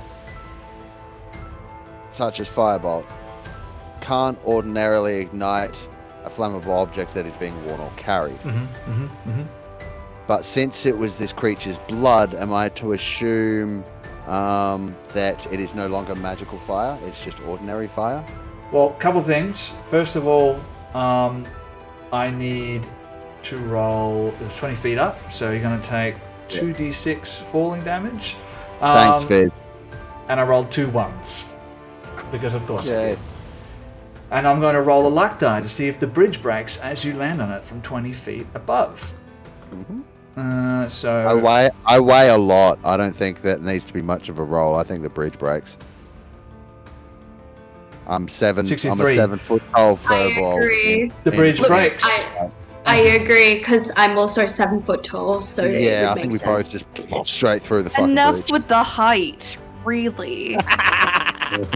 You plummet down to the chasm below, taking an additional 10 points of bludgeoning damage, and you land prone down on the ground. Your shield comes toppling after you a moment later, sending a flurry of sparks dancing around you as it clashes onto the ground. You know what? Your shield breaks. Looks like it's gonna wander on over to the cliff. Look over. Okay, look, so is this happening on my turn or before it? Because I wanted to try and put the shield out with a spell that can put out fire. Well, But now it's this broken. is all happening simultaneously on that last round of combat. When Thrash killed the creature, it fell, you fell through the bridge, you fell down 50 feet. The shield was already on fire as it fell down 50 feet. So, you tell me. Yes, my shield's fucked. I guess Right. it is. What do we want to do? Darzek's gonna peek over and look down. How far down is it? Like 50 feet? So it's 25 feet down into the chasm below. The ceiling is 20 feet above. You broke the bridge. Why did you break the bridge? It sort of sits up, dusts herself off, and like just looks up and she goes, "That was awesome." Tell me something here, Patch, because I wanna make sure this is done correctly. I'm assuming your shield was a wooden shield with metal bracing. Am I incorrect in assuming so? So it originally was a metal shield, but since having it pointed out that druids don't really like using metal armor, I shifted it to be more of it was either wood or chitin or something that would burn. But you know, like pretty well made. It was old, but it was pretty well made. It was a gift from the Talus Ren. You know what? Let's roll something here. Roll a luck roll. All right. So what, D20? 51 or higher. So D100, 51 or higher. It's broken. Lower than that, you're fine. Come on. Fuck. It's broken. Damn it. All right. Moving on. What do you want to do? Well, Anyone else need to want get cast across, cleric? Dale. I can't now. they're down a chasm, and we're up top, right? Is the bridge completely like snapped in half, or is it just a little bit broken? It's broken right in the center. I'm going to say they fell through the wooden planks in the center of it, but the rope section itself is still there, if that makes sense. So like 4 or 5 of the planks right in the center of the bridge have been broken right in the middle and broken downwards, but the rope that holds the bridge there is still intact. I'd like to get him back up out of the chasm. So Jambalas would walk over towards the edge here, near the other two, and look across to them and say, "Do either of you have a rope?" I'm pretty sure I do. Yeah, I think I do as well. Well, you two don't count because you're at the bottom of the chasm. I could throw a rope up. It's only 30 As feet, you right? as you look over, you can see Verina's hand is like ghosting our new companion's back, like contemplating whether to shove him down there with them. But ultimately decides that's probably not good because they have a deal. Such a bad pet. Oh wait, hang a spell. How far down did you say we were? 25 feet. You can just climb back out. Stop that. That's Okay. alright. Can I, because since I'm still raging, can I just carry Patch and I back up? It's easy peasy. I can. You know what? Lift A the rope rope, up. your climb speed, you guys can get back up without too much issue. I'm just gonna On the other side, please. on the other side. Do not sure. come up this Yeah. side we can. Yes. Alright, She well, tries to do that, and then you guys correct her. Boop, you're up there. I will gather the pieces of my shield. Do the pieces of my shield look at all salvageable, like we could repair it? Yeah, if you had the right right tools, right equipment, right. Which, Stuff. at least back on the boat, I'm sure we do, and I reckon Verina's probably got the skill to do that if I ask nicely enough, so I'm going to put them in my backpack. They're still on fire. Your backpack catches on fire, and you're now immolated. No, they're not, because I have the Control Flames cantrip, and I extinguish them before I do it.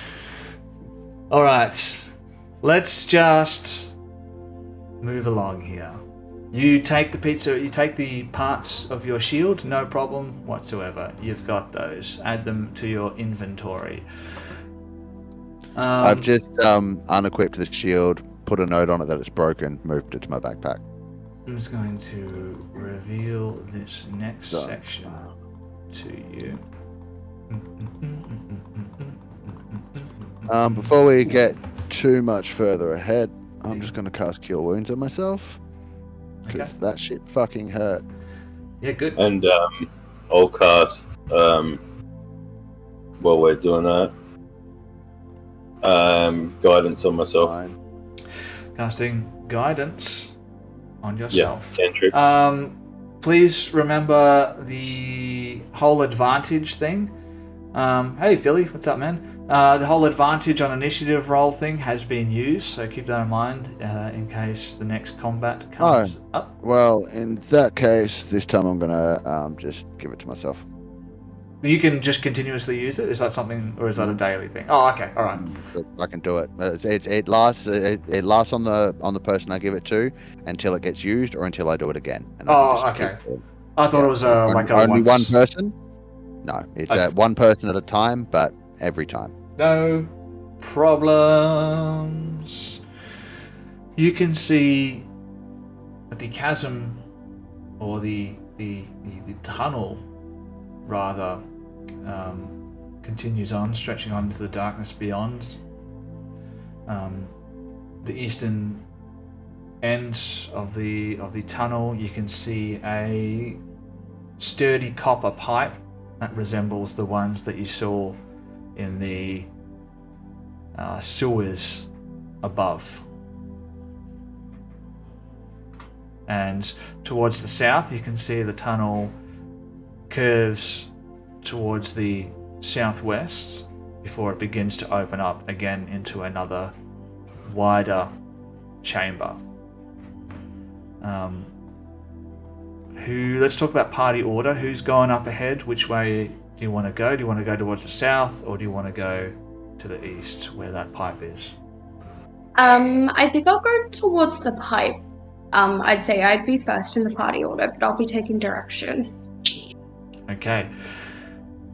Approaching the pipe, you can hear the drone of rushing water through the pipe. But the tunnel only goes for about 45 feet before it ends in a dead end, which is where you can see the pipe nestled in an alcove. By the way, I'm still glowing. Probably for about the next 8 minutes or so. All right. Well, this has only been like a couple of minutes, so... The starry form lasts for 10. Still glowing. All right. Verena, what do you make of this pipe? You're good. I was gonna say, can I go to the pipe and try and work out what is, like, channeling through it, if there is anything running through it? Tell me exactly how you're looking at the pipe, and I'll let you know what's going on.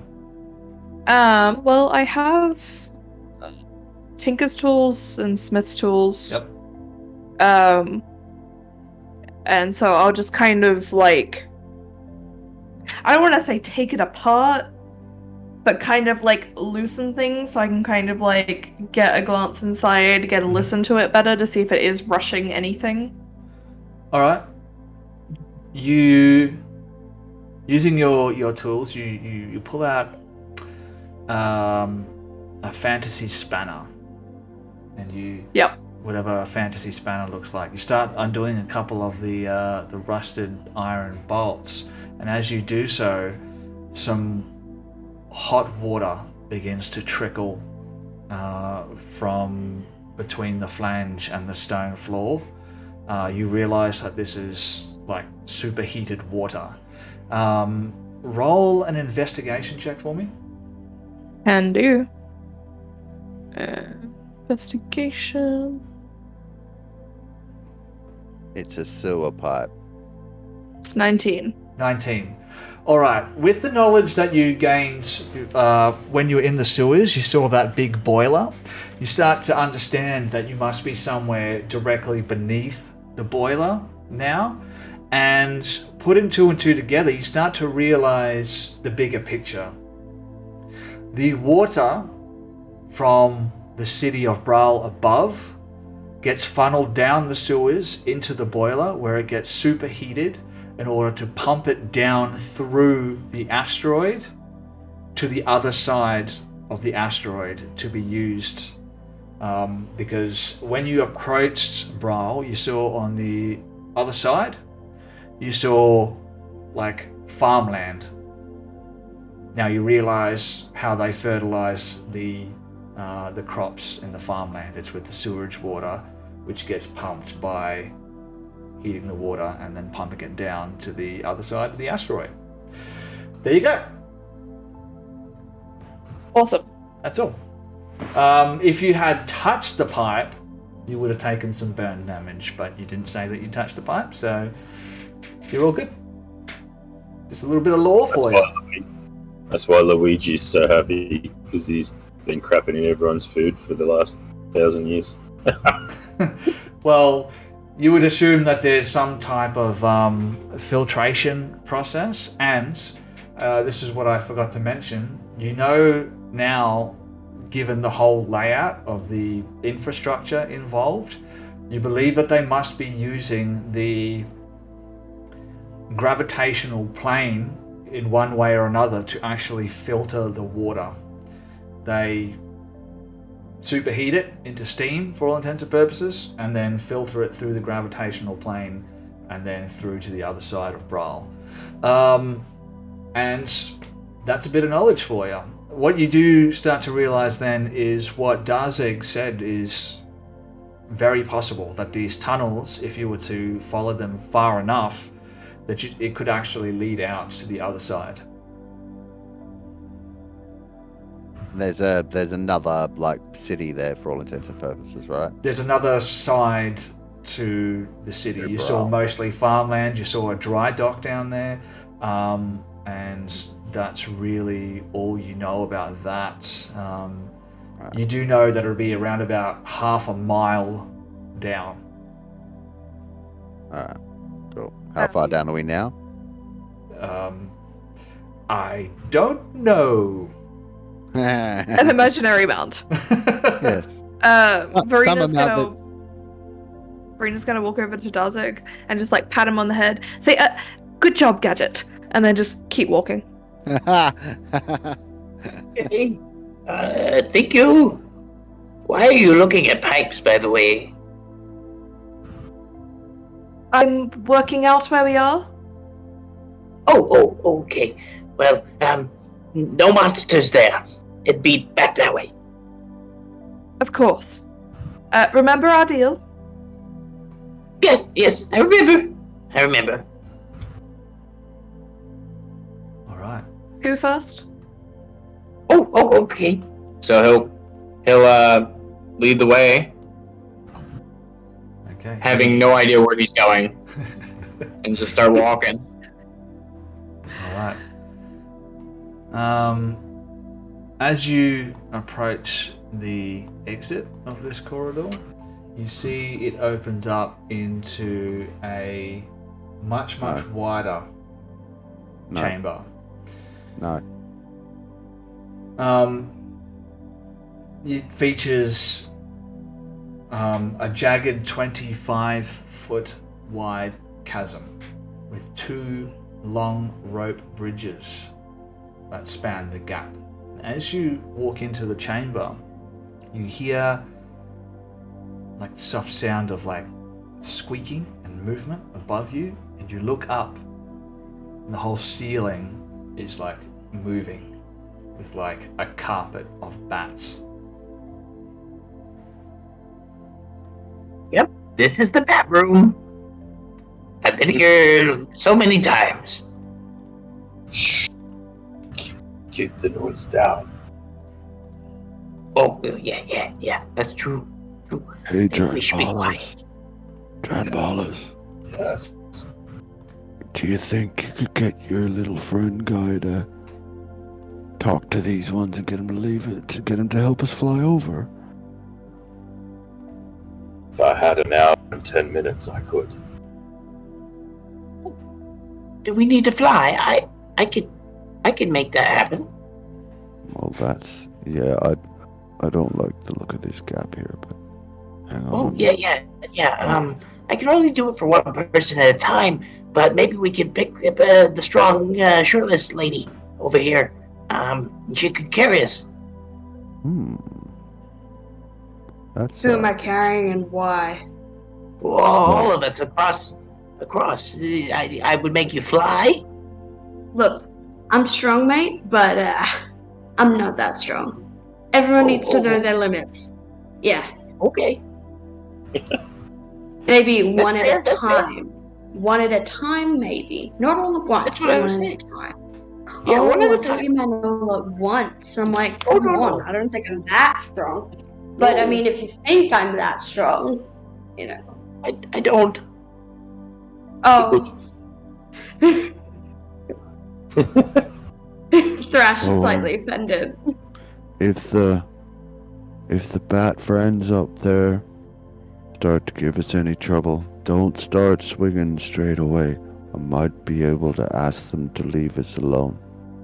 I might be able to do something about that, but it's going to make crossing over through here very difficult. Well, let's hold off on that for the moment. I can talk to them. How about we just leave them be?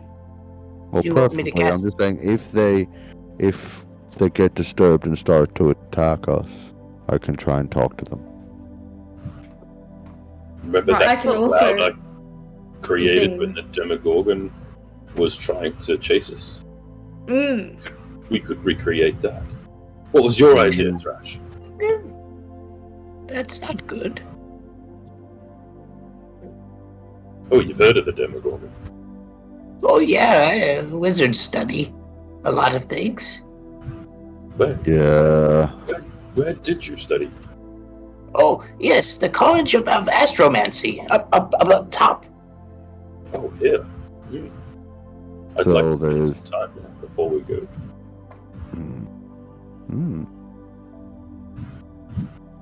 Okay, So let's we're do this. flying across. What's the plan here? How are we going to approach this situation? I'll give you a little bit of a rundown here. What you do realize, the rope bridges are fairly sturdy as before. In fact, these ones seem to have been built with even more longevity in mind. They're thick hemp ropes weaved into even thicker ropes.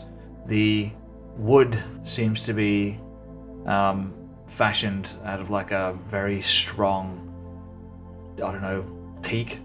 I don't know what they use for bugging bridges.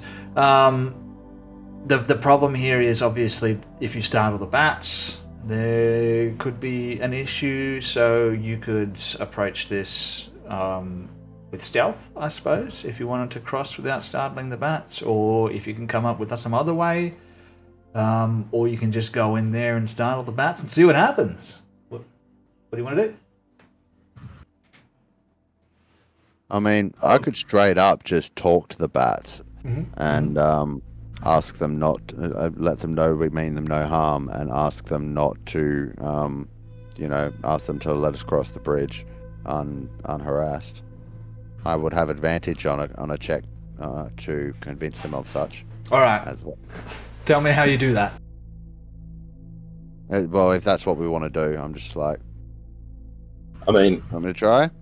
I'm fine. I can just, I guess, teleport across if I need to. But yeah, go for it. I'm happy for you to try it. Yeah, cool. So I would just, I guess I'd be speaking Druidic, but it's not really Druidic. It's a Furbolg thing. It's called Speech of Beast and Leaf.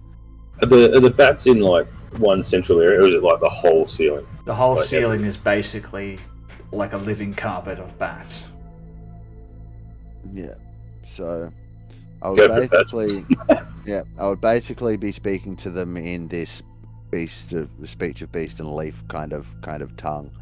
I don't really know how else to describe it. All right. And I'll basically just say like, hey guys, sorry to disturb you. We don't mean you any harm. We just want to cross through, okay? We're just gonna go over the bridge, and you guys stay up there. How does that sound?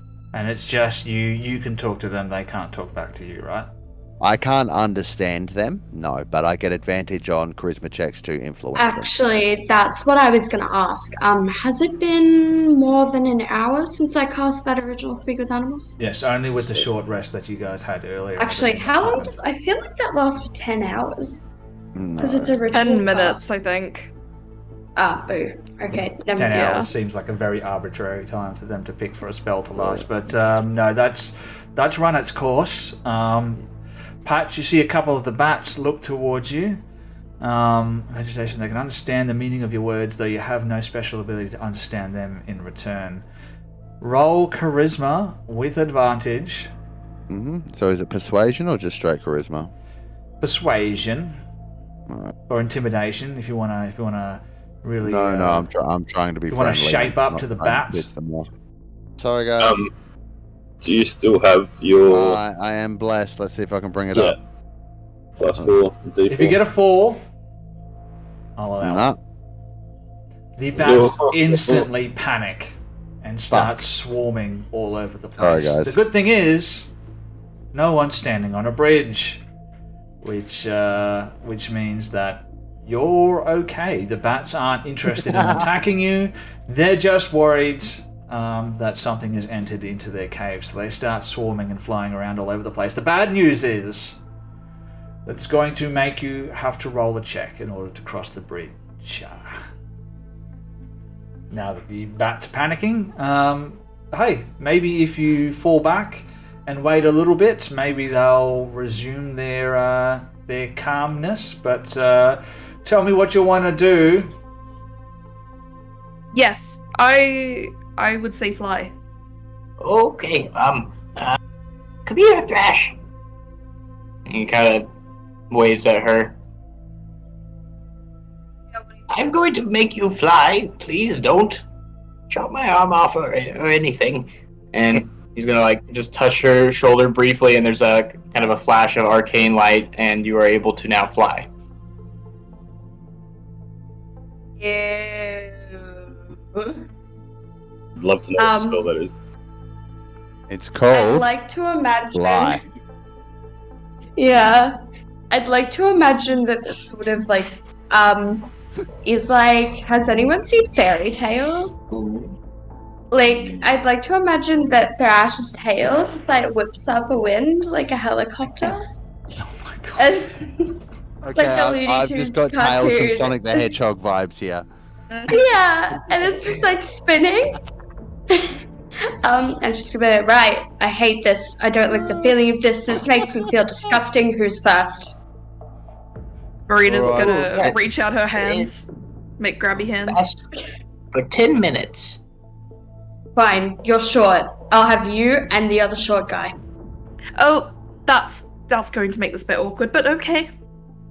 Okay. I can go one at a time. One at a time's fine. So she'll just take Verena and we'll carry it across. Alright, how long does fly last for? It's got a bit of time to it. 10 minutes. 10 minutes?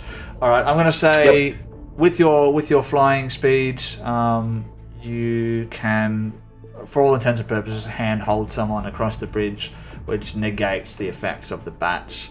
So, yeah, burning your spell slot to get across the bridge. Smart. Yes. As they're going across, I assume that Verena's being held like princess style, princess hold. Yeah, it will be. Yeah. And as they're going across, she's looking back at everyone else that's still on the other side and looking at where they're going. She goes, darling, I forgive you. And with that, she's gonna hook her fingers under Thrash's chin and pull her head facing her and give her a quick peck on the lips, and then just look away. That's it. Everywhere while this is happening, by the way. Yeah. Very romantic. Mm-hmm. Thrash just puts Verena down on the other side and very awkwardly reaches out her hand and pats her on the head and then goes back to the other side of the bridge. Oh, it's just so touching. Flying shirtless through a bat-infested cave. I mean, put this into a romance novel, guys. I want to see that romance novel. The part of Neither Thrash, of them of know course, how will to be deal played with their feelings. by Fabio, of course, on the book cover. All right. Everyone can make it across here, so go ahead, chuck yourself over on the other side. I will say, once you do get there, though, I'm going to say that flyer spell sort of is over. It's going to take you 10 minutes to get everyone across, back and forth through the swarm of bats and all that kind of thing. And you make your way to the other side, and I'll describe to you, I guess, if I have to, what you can see, if I can. I mean, that would be good to know. If I can access my notes. There we go. So as you can get all the way across the other bridge as well if you want to move yourself across the other bridge. Neato. You can see that the end of the tunnel here has a ancient-looking stone archway, like someone is shored up the tunnel to sort of keep the ceiling from collapsing here. But definite signs of intentional stonework. And looking through the ancient broad archway, you can see into a chamber that is roughly 60 feet in diameter. Your attention is immediately grabbed by an open 30-foot wide pit with a ladder that descends down into the darkness below, and a pair of heavily worn statues on the other side of the pit. From where you're standing, their features seem to have been made indistinguishable by time and corrosion. A fissure in the northeastern corner is cluttered with copper pipes that pass into the stone floor. Most disturbingly, however, is the presence of 3 bodies scattered about the chamber.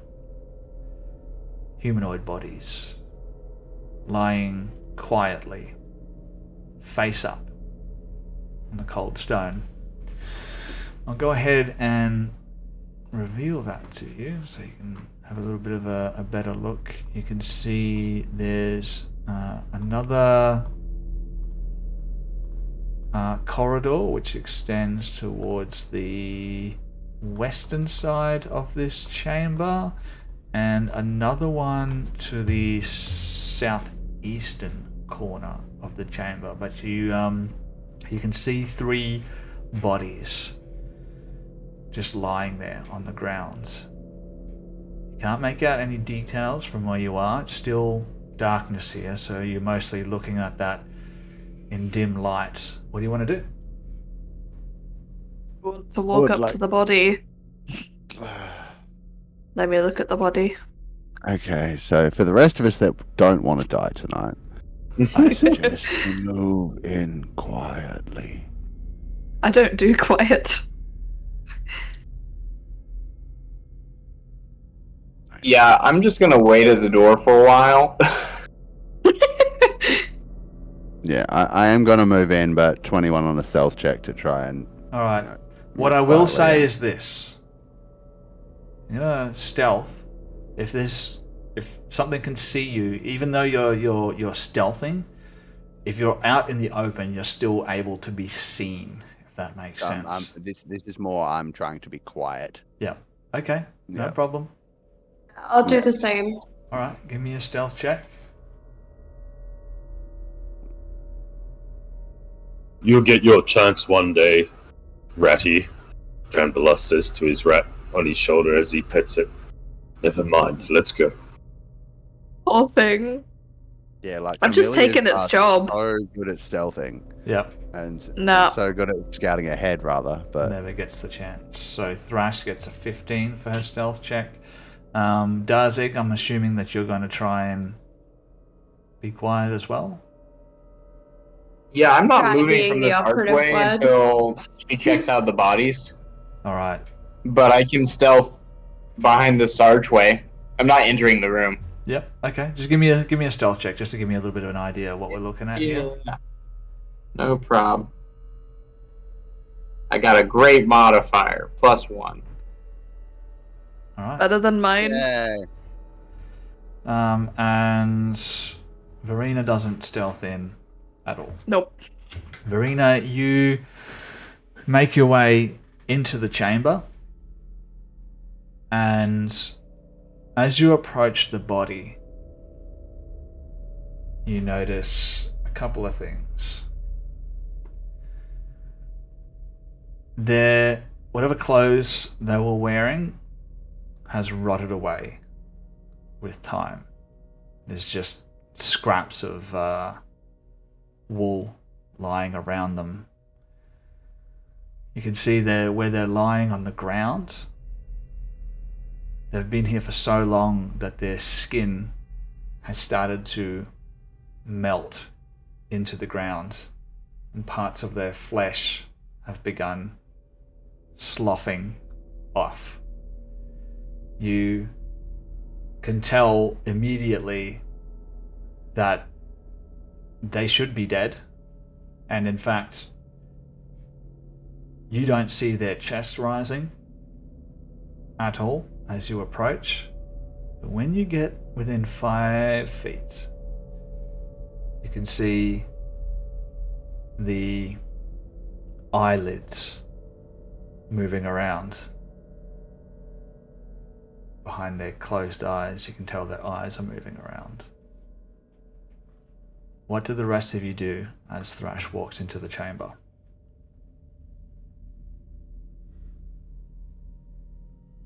Hold an action. Is it apparent to us that the eyes are moving, or just to her? Only she can see that because she's right up there. If you want to roll a perception check, you can, but it'll be with disadvantage because of the lighting conditions. No, it's okay. I'm gonna wait to see if anything happens. Okay. I'm with Drombalis on this one. I'm going to ready my sword, and I'm going to ready my produce flame cantrip in the other hand, and hold an action to fling that at anything that fucking tries to fuck with us, because this doesn't sit right.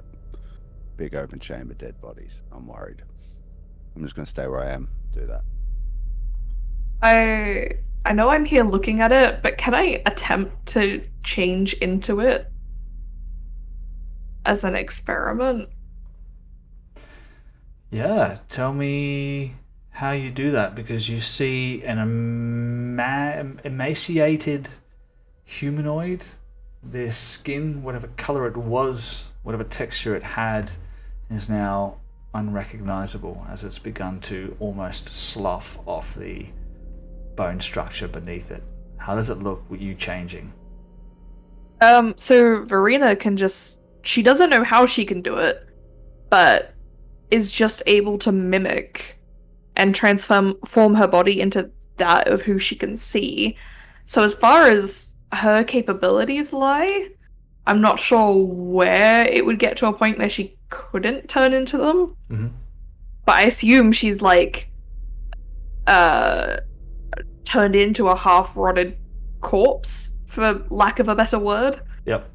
Just without the sloshing off bits happening currently.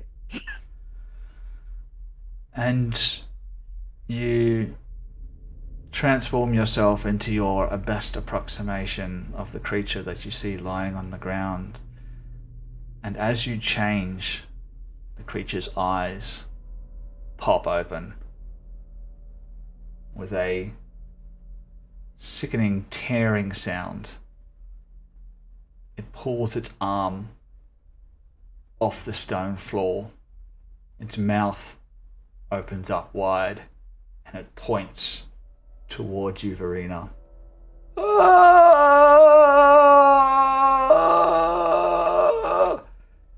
It issues a long, unnerving moan. It's when you realize it's not pointing at you, Verena. It's pointing behind you. I need everyone to roll for initiative as something materializes behind you.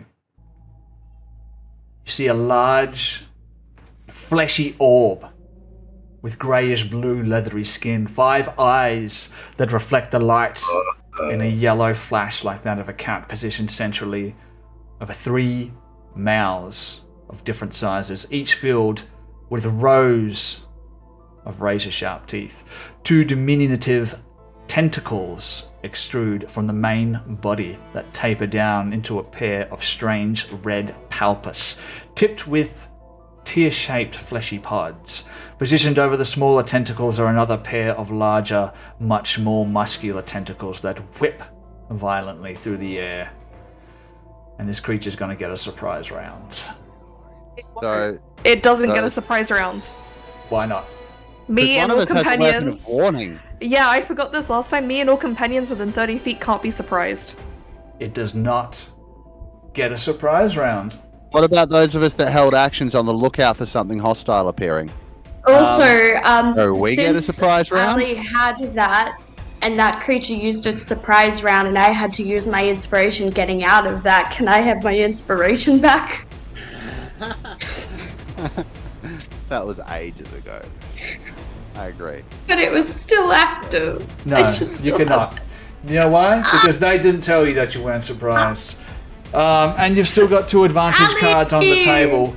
Let's get this combat on the road. This creature has appeared. It's right next to Varina.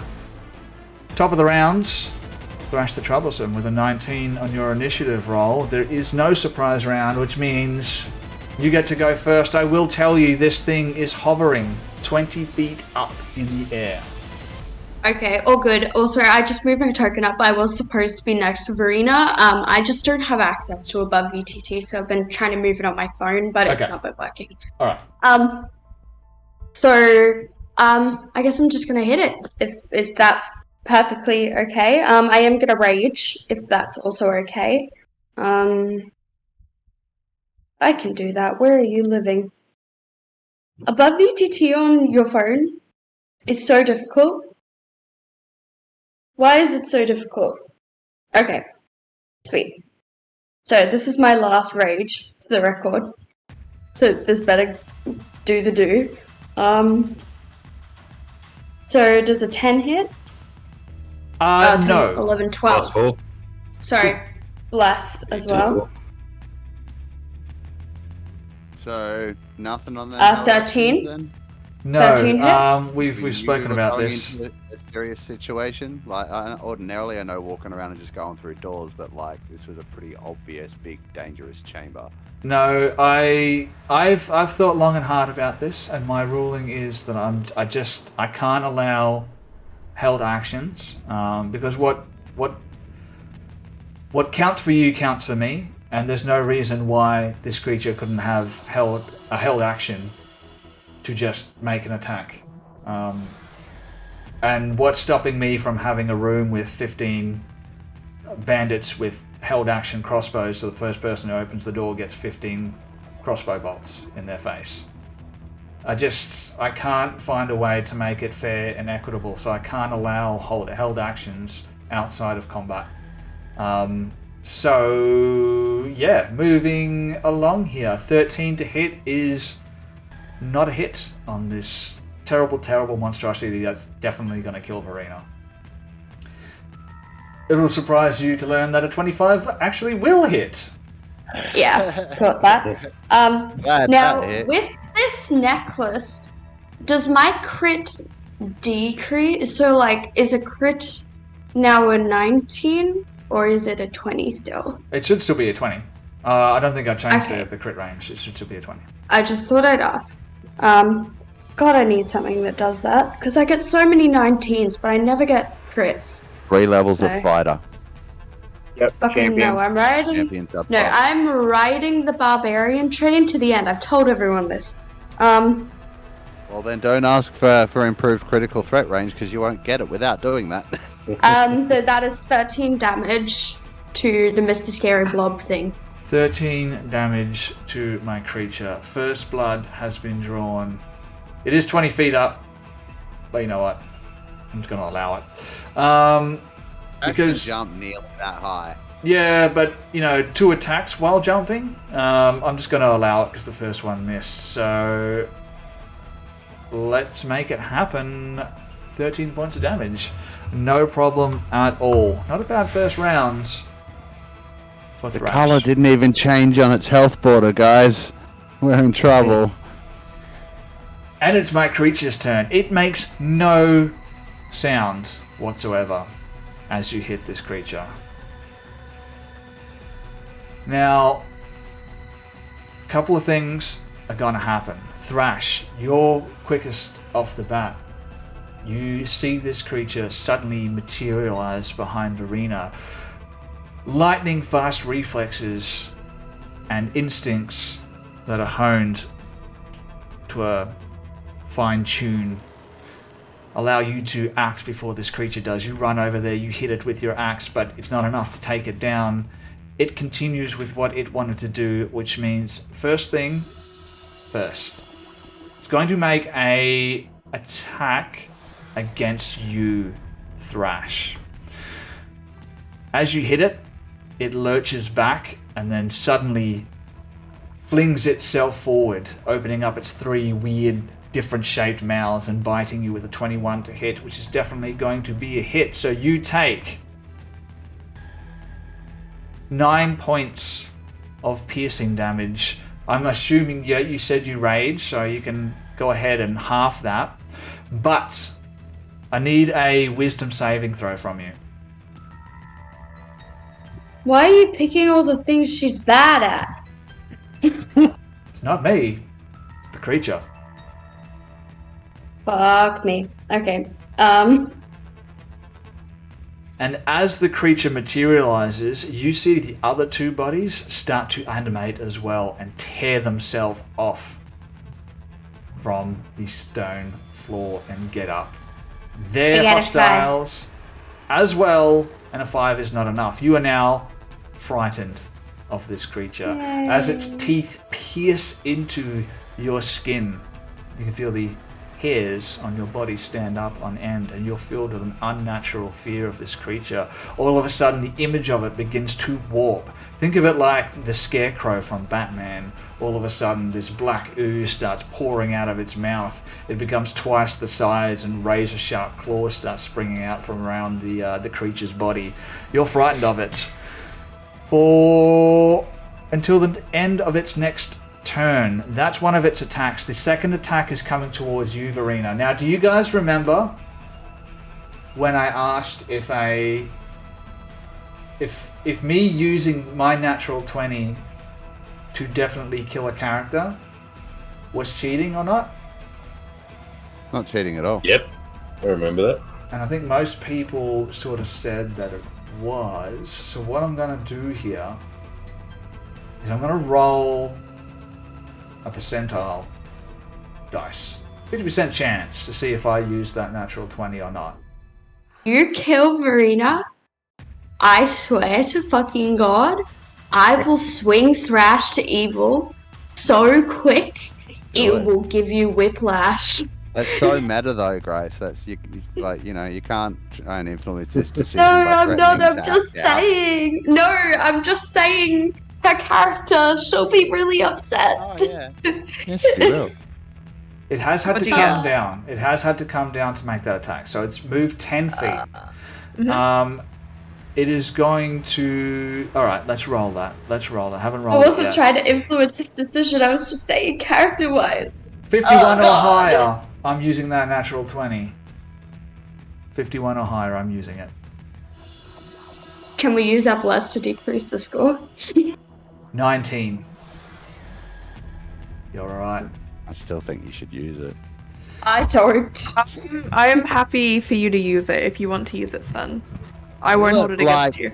Definitely kill her if you do. Or is Oh there my a chance God. that you won't roll that much damage? It's not damage that I'm worried about here. Oh, It's not the chompy damage. chompy? It's not the damage from the attack. That's the problem.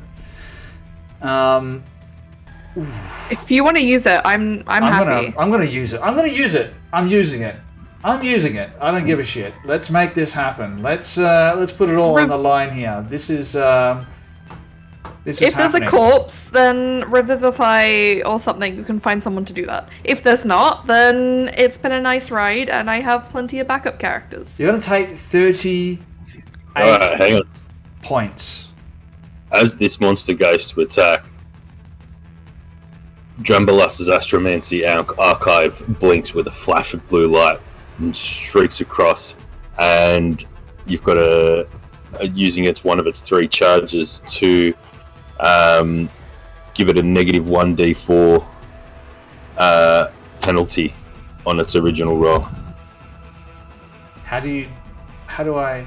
It becomes a 16 instead of a nat 20. Roll 1d4, so it becomes it reduces the roll. This is legit the only way that. I feel bad though. It's fine. It's fine. It's fine. It's fine. It's all good. It's fine. I might be able to reduce it myself.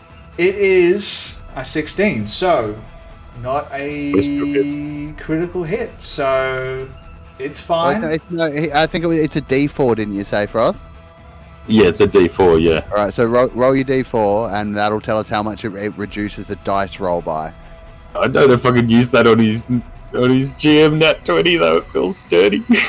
A character's life's on the line here, but it feels so bad. Don't bother rolling that. Don't bother rolling that d4, because even if you roll a 4, it's still going to be a hit, which means she's going to take. Let me just roll that without the crit damage.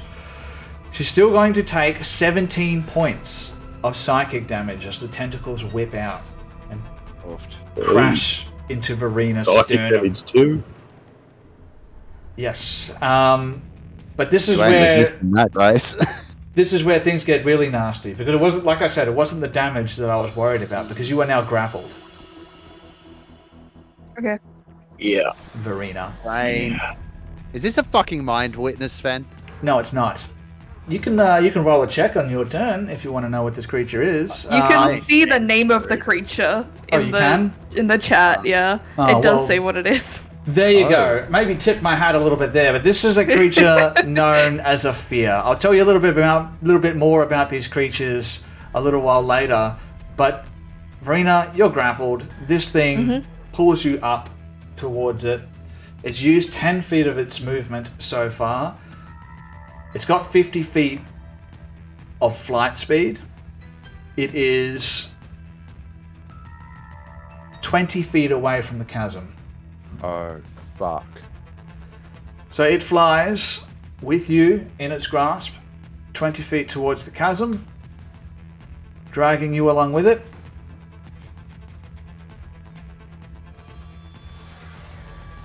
And you're hanging over the chasm. You look down as this creature has you grasped in its tentacles. You look down and you've got 300 feet of dark vision. You can see the bottom 100 feet below you.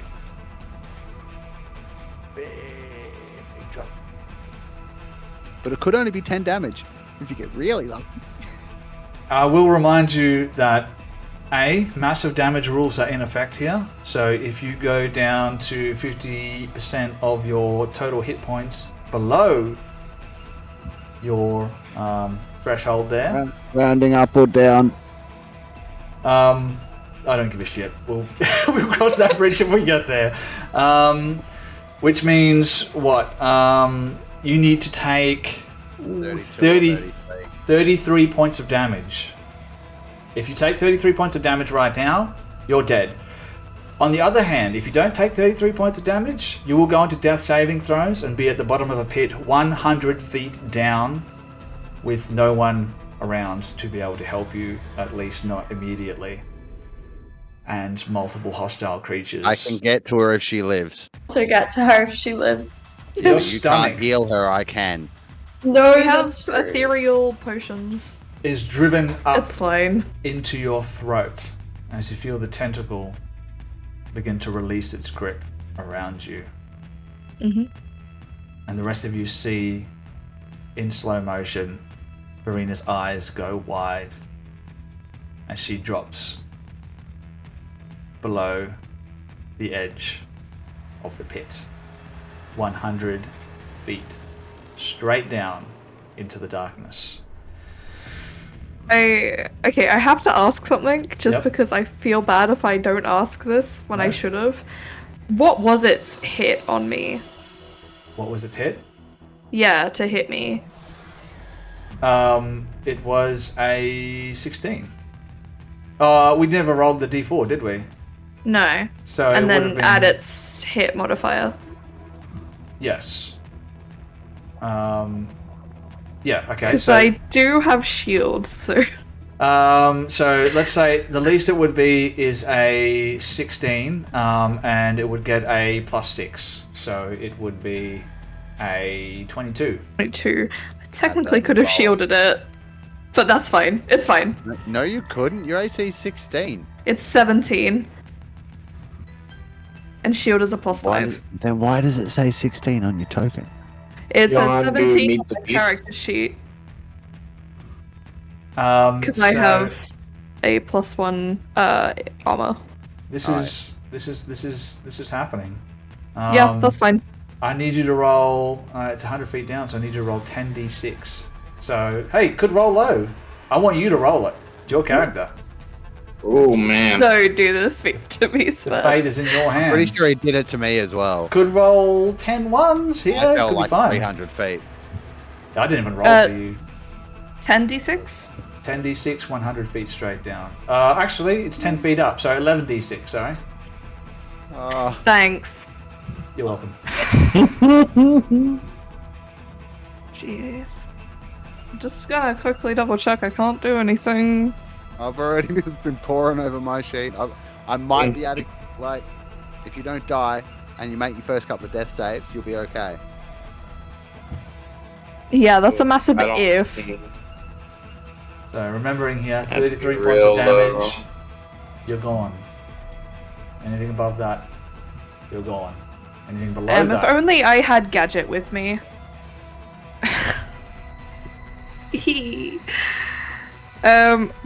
Okay, let's do this thing. Alright, let's do it. 11d6. My heart is in my throat. It should be.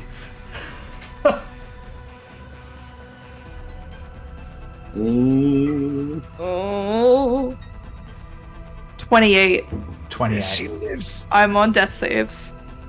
None of you Alright. see what happens, but you hear a sickening thud that echoes up from the pit I got this. below. Oh boy! I can't believe that just happened. What a roll. You guys take care of that thing. I'll get her. It'll be okay. Just keep that thing off me. That's the end of the creature's turn. Darzeg, you're up. You just saw your best friend in the whole wide world get dropped down a 100-foot pit. He's gonna kind of crack his knuckles and rub his hands and walk into the room just a little bit and look over to Thrash and Patch and say, just so you know, I made a deal with her. I'm gonna get 3 gold. I hope that still stands. Anyway, and he pulls out his orb and rubs the top of it, and it kind of crackles with blue energy as a lightning bolt bursts out the front at the creature. All right. That's a spell. Talk to me about this Could lightning I have bolt. a dex Why can't you save? do that, Gambolas? He can. Dex save. All right, let's see if this creature is Yes. dexterous. Oh, actually, it is kind of dexterous. Well, but not with a roll of a 6, so I'm going to say that's a fail. Full damage. Yeah, baby. That is 8d6 lightning damage. Ooh. Yes. Let's see. It's computing. It's rolling. Maybe. There it is. Oh, nice. Let's see. In two Second turns, total. we just rolled 19 d6s. Jesus. 27 points of lightning damage. Ooh, ooh, ooh! A good hit. A good hit. The whole chamber is lit up as a bolt of electricity slams into the creature. As a He's then going to nod self-assuredly and walk back out of the room. as a 40k player from way back, Sven, I think it's really cute that you think 19 d6s in a turn is a lot. It is with Dungeons. Stop trying to compare d6s. My d6s are way bigger than yours. All right.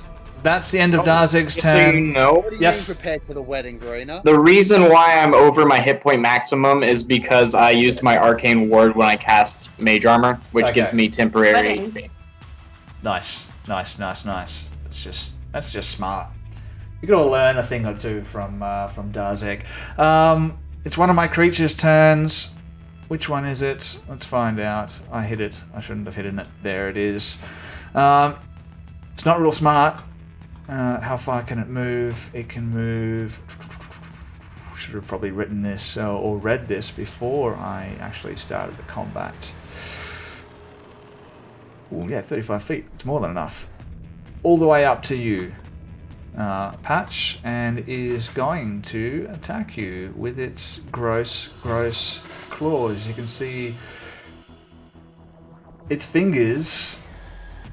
The flesh has been shorn away and sloughed off of its hand, revealing some of the bone underneath, which it tries to scratch at you with. 14? Misses. Alright, and a 14, so 2 misses. Awesome.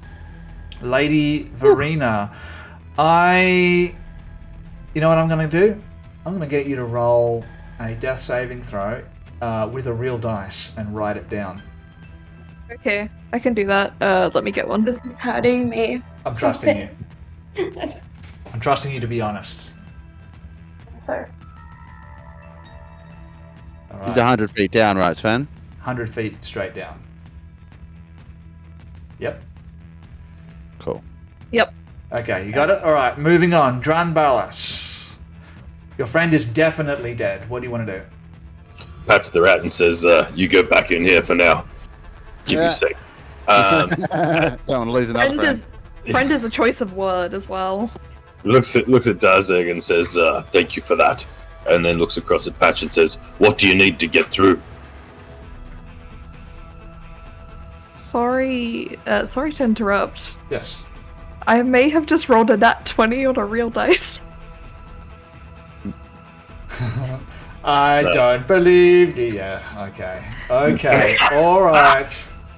Alright, we should... It's only happened once for me before. It was on my Strahd die too, so Yeah. feel even better. Well, guess what?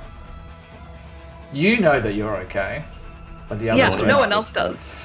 So that just happened. Dran Balas, please continue. He was saying to Patch, what do you need to get through there? Just get this thing away from me and keep that thing away from me. I can get there. Just, and he's talking a lot faster than he normally does. Like, Yeah. John Balas will cast a firebolt towards the zombie-looking creature. Alright. With a D4 on top of whatever this is. Ooh. That's ugly. 14. Hang on, I got the D4 coming in then, so... Yeah, it's a hit.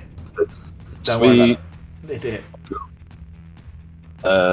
2d10s coming out, fire damage towards it. 12 damage. As the creature bursts into flames. 12 points of damage, not too bad. Alright. Okay. 12 points of damage. What else do you want to do? Sorry, to retcon a little bit, I would have had to have moved out to here to throw that fireball. Yeah. Well, and then afterwards I would probably duck back behind the archway. Okay. Alright. Patch, you're up. The creature took a hit. It's immolated, but it's still standing. Yep, that's fine. I'm just going to have to risk it. I'm going to move 10 feet to the edge. I'm guessing it's going to swing at me or something. Yeah, you know what? Now that you mentioned it, it wasn't going to do it, but you sort of said it, so it will. Misses. Cool. Right. Couple of questions. One, if I am a creature with a climb speed and I jump, can I catch myself on the wall at the last second? You mean like 100 feet down? Yeah. Fuck no. or like 60, 70 feet down. No, it's fine if you can't. All right. So in that case, 20 I'm feet going to down, use my maybe? bonus. All right. So, did you say 20? 20 feet down, maybe, but I'm gonna have to roll a check on that, aren't I? And then I might fall anyway. So if you roll a 1, nah. yeah, sure. Yeah. All right. So look. Here's what I want to do. I want to wild shape as my bonus action. No, I can't do that. Fuck. Right, it's going to be a bit slower than I thought, Verena. My bonus action is going to be starry form. No, I can't do them both at the same time. Fuckity fuck. Does rage reduce fall damage? It's Yes. bludgeoning damage. It would be bludgeoning. yeah. So. It does? Yeah. Okay then. Well, in that case, I'm going to rage. Okay. And then Bonus action rage. Yes, bonus action rage, and then action wild shape into what can I actually turn into that has the most hit points? A cat. A house cat. No, definitely not. Okay. It lands on its feet. Frix beetle. Dumbleswamp. Trooper. Did you say Stormtrooper Froth? Okay. Trooper. Whereabouts? I Right, so heard it dropped Stormtrooper. Verena where it is here. Sure. Yeah. So Yeah. I'm going to make sure I'm jumping well clear of that, and I'm going to turn into an ox after I rage, and I'm just going to drop as an ox raging. Okay. Raging bull. Roll 10d6. Yep. Okay. Interesting tactics here. Interesting tactics. Oh, Raging 27. 27. Half. Take half that. Oh, That's man. 13. You rolled low. My ox is still standing with 2 hit points remaining. You guys see an ox commit suicide. For some reason. That just happens. Quick question. Yes. This might be a crit and miss special rule question. Okay. I've been Googling, Okay. and Google is saying that if you roll a nat 20, it's just 2 successes. It doesn't get you instantly on 1 hit point. Oh, right. But I'm fairly certain I've always played it as you D&D stabilize on 1. Yeah. I thought I it thought was. it stabilizes Definitely at that in 1. the handbook. Yeah. Yeah. If I'm happy to go with that, then cool. Google Just wanted to check. Google can piss off. If it's a natural 1, it's 2 fails. If it's a natural 20, you stabilize with a single hit point. That's the way I've always done it. So, yeah. But hey, if you want to still be dead, I'm cool with that. Right, so Verena, you being conscious and all, would see this ox with kind of like maybe patch-shaped ears. Not shaped like patch, but they look like patches ears. Just like hit the ground like next to you, fall prone, and then just like. One thing I will say, yeah, you are prone, yeah. So Yeah. So can I use what's left of my movement because I used 10 feet. Can I use the rest of it to get back up? That would be half of my regular movement. I have 20 feet remaining of my regular movement? Right, fine. Okay, you're standing up. Like, Unfucking believable. This is the last time I play Dungeons and Dragons. I'm playing Mork Bory from now on. It's my next creature's turn. Where are you? Over there. What are you going to do? You're going to attack the nearest person, which is not Patch anymore because he committed suicide as an ox, which means you're going to attack Thrash with 2 attacks here. First one Sammy. is a miss. Second one is a 20 to hit, which is going to be a hit for 4 points of slashing damage, halved down to 2. So 2 points of 2 slashing points. damage. Ouchie, wouchie. I think I need to start rolling some death saves, guys. And my other creature. Ooh, cocky!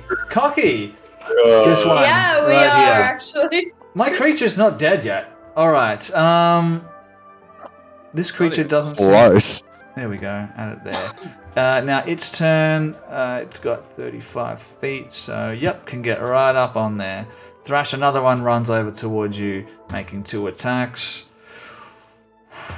Miss and miss, so they both miss you. Top around to Thrash the Troublesome. 2 of these creatures are on top of you, trying to tear you limb from limb. Amazing.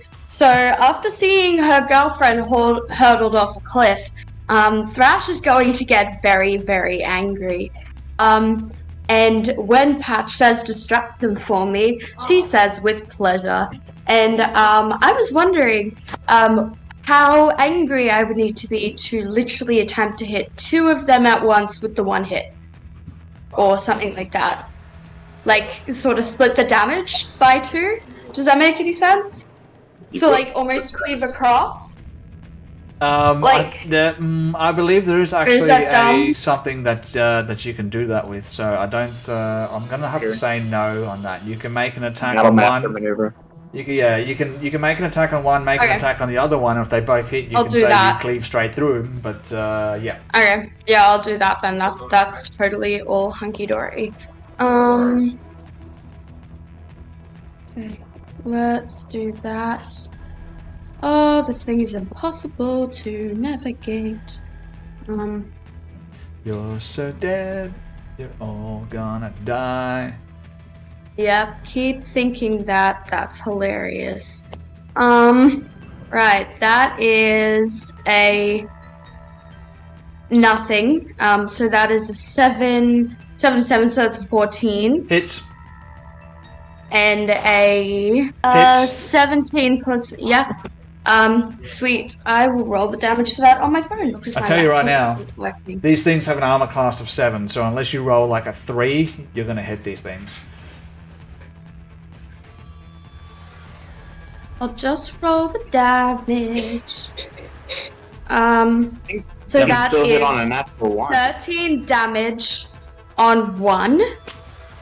And that is abysmal damage on the 6, 7, and that's 8 damage on the other. 8 damage on the other one. Alright. Yeah. They both reel back, and your axe just cleaves right through what flesh is still remaining. And then you see some of the flesh slough off with the hit, and your axe digs into some of the bone, and bone fragments go flying. It's my creature's turn. 2 of you are down there in the pit. What's stopping my creature from double moving down into the pit? And just finishing Nothing. you off. But you know what? It's got 2 people in here that just hit it with lightning bolts and fire. And it's got its little friends up here. So it's going to stay up here. It's going to move over to there. And make an attack. Let's roll a d4. It's going to hit 1, 2 on Drabalis, 3, 4 on Darzeg. It's a 3, so this is coming towards you. The first one. Who's it coming to? Darzeg, sorry, and it is an 8, which is going to be a miss on that one. And then a tentacle attack is also coming towards you. So bite, tentacle. Tentacle is a 20 to hit. Hitting you, Darzeg? Shield? Yep. Let me see. Because I have mage armor up. No, even with shield, it will still hit. Still hits. Amazing. All right, so it will do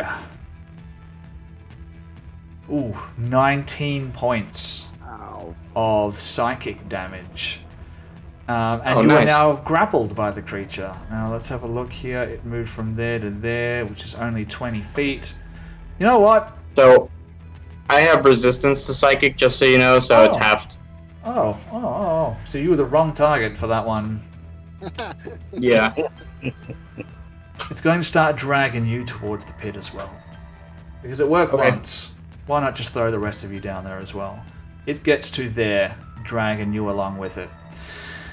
Next turn, it's definitely going to drop you in that pit. You know that. Because you've seen it do it before. It's now your turn. What do you want to do? Let me see. Could I cast Reduce on myself to make myself smaller and fall out of its grasp? Absolutely, yes, you can absolutely do that. I would like to cast Reduce. And your Can I size shrink? decreases, and the tentacle that was wrapped around you is now holding on to nothing as you slip down through its grasp. And I will run away. All right. And that will be my turn. Okay. All right. Fair and reasonable. Yeah. One of my creatures turns. It is that one over there. You know what? The rest of them are crowded around Thrash. Why won't this one do exactly the same thing? And they're not very intelligent, so it's not going to flank you, but it is going to make 2 attacks. Ooh, a natural 1. Absolutely whiffs that attack, and I'm going to say because it rolled a natural 1, it's not going to get its second attack, which means it's my next creature's turn, which is this one right here. So 2 attacks. No more natural 1s, please. 14, which is a miss, and a 15, which, correct me if I'm wrong, is a hit. Yep. Sweet. Just hits. So 9 points, so halve that down to whatever it is. I always forget if we round up or round down. What is it? I've been rounding up. Okay. Just round it up. Yeah, I've been rounding up, so... Lady Verena Whitlock, there is an ox next to you for some reason. You maybe think that you hit your head a little bit too hard, but it's there. Okay. I should mention that as the ox reaches the ground, because I assume the ox can see Yes. the Oh. ox's vision. Generally speaking, oxen do not have dark vision. Correct me if I'm wrong here, I'm no anthropologist, but is that the right word? I just made that up. Don't you have your 300 feet? Because you keep all your class features. Oh, if I keep class features, then yes, I can see. But Yeah. Damn it. Stop ruining my fun. yeah, it's not So- familiar. As you get to the bottom of this pit, you can look over and you can see that what you would expect would be a half-rotted away corpse, because that's how Verena was dropped as. Yeah. Instead, you see a semi-translucent humanoid lying on the floor. Seems almost as if they're fading away until suddenly the color returns back to Verena's skin, and she does look as her drow appearance again. And she sits up with a gasp, looks over at the ox, and just sighs. Says, "You know, if I was going to go out like this, I didn't want to go out like that. That's not good for the pictures, not good for the press. So, Ox, how do you assume I get out of here? You know, it might just be safer for me down here." Oh, and the ox will sort of like nod its head towards the ladder nearby. "Oh, you know, maybe that's the smart option here. Or is staying down here really the smart option? I'll start slowly ascending." Alright. How far do you get up? You gotta move just 30 10 feet. 10 feet to get to the ladder. Okay, 20 feet. 20 feet up. Alright, remember, you are 20 feet up the lad zoni. Drunbalas. No idea what's happening down there, but this creature almost dragged your spellcasting rival off a cliff. So, what do you do? He's gonna pop out into view while he knows that Thrash the Troublesome has taken care of those zombies, I'm gonna call them. And he's going to try and cast out one of his more powerful spells. And he's going to go for Chromatic Orb. I think he feels like he wants to do. Yeah, that's what he's going to do. He's going to do Chromatic Orb, and that's going to come out like lightning damage as well. Here we go. Especially after hearing Patch say, "Why can't you do that?" And he'll be like, "Well, check this out." Not that Patch can see it right now. Yeah. And you cast it on Darzeg, right? No. The big. What did you call it? A fear or something? Fear, yes. Correct. Yeah. Not Darzeg. I'm trying to help him. 22 to hit. 22 to hit I'm my a teeny little creature. target. Yeah, it's gonna hit. Sure. Do you see now why I titled the last episode Face Everything and Rise? Get it? Fear? Yes, I got it. So there you go. That's 20 lightning damage. 20 points of lightning damage is a solid hit. I didn't use my super fancy things. I already used it in the last game, I think. Yep. Which is why I made you guys slog through all of that to get to this. Patch, you are an ox. Ox Yes. don't climb ladders. No, they do not. So I have a question here. Can I, using only my movement, run into the wall and headbutt it so that I take at least 2 points of damage? Because you're trying to maintain your rage, right? No. I actually the opposite. It takes a bonus action to drop wild shape and a bonus action to drop rage. I need to drop both for what I want to do. If my Oxus reduces 0 hit points, I will automatically revert to Patch with the amount of hit points I had left before and be able to use my bonus action to drop my rage and therefore cast a spell. You know what? I'm going to allow it, but you need to take 2 points of damage from your... Patch as well? As Patch as well. Cool, no worries. So, in that case, how much movement do you think I can have left once I'm back as Patch? You need to take a solid run up, so you got half your movement left. Okay, I will climb 15 feet up the ladder after I've reverted to Patch's form, and then use my remaining action to cast my last remaining second level spell slot, which is going to be Summon Beast. So I can target a point 90 feet away from me, which is technically 5 feet above the floor of the chamber above. Mm-hmm. And I'm going to summon a air-based creature. So it will be a small beast. Its armor class will be 13. Its hit points will be 20. I have other stats here for it, for its attacks and stuff. And it's going to appear...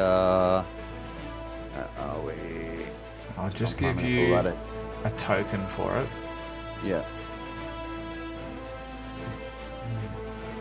How high up is the fear? Is it at ground level? It's 10 feet up. 10 feet up. Yeah, cool. Yes. Alright, sweet. So it's going to appear 5 feet up, basically directly above the ladder. There you go. It's you summon a crit and miss logo. I see it. Alright, so it is going to then, because I can command it without an action, and it acts immediately after I do, I'm going to tell it to attack the big flaily monstery thing with eyes, and basically help the, help my other friends. Alright. Can I get there? It's going to move, it's got 60 feet fly speed, so it's going to use 40 of it to fly up to the creature. Alright. And then it has a multi-attack, so equal to... Okay, half the spell's level, only cast at second, so it's one attack. And it's my spell attack modifier to hit. So I'll just roll a spell attack, which is +7. So I'm just going to use my Guiding Bolt. 24 to hit. Yes, is a hit. And that will be 1d8 plus 4 piercing damage. So, 12 piercing damage.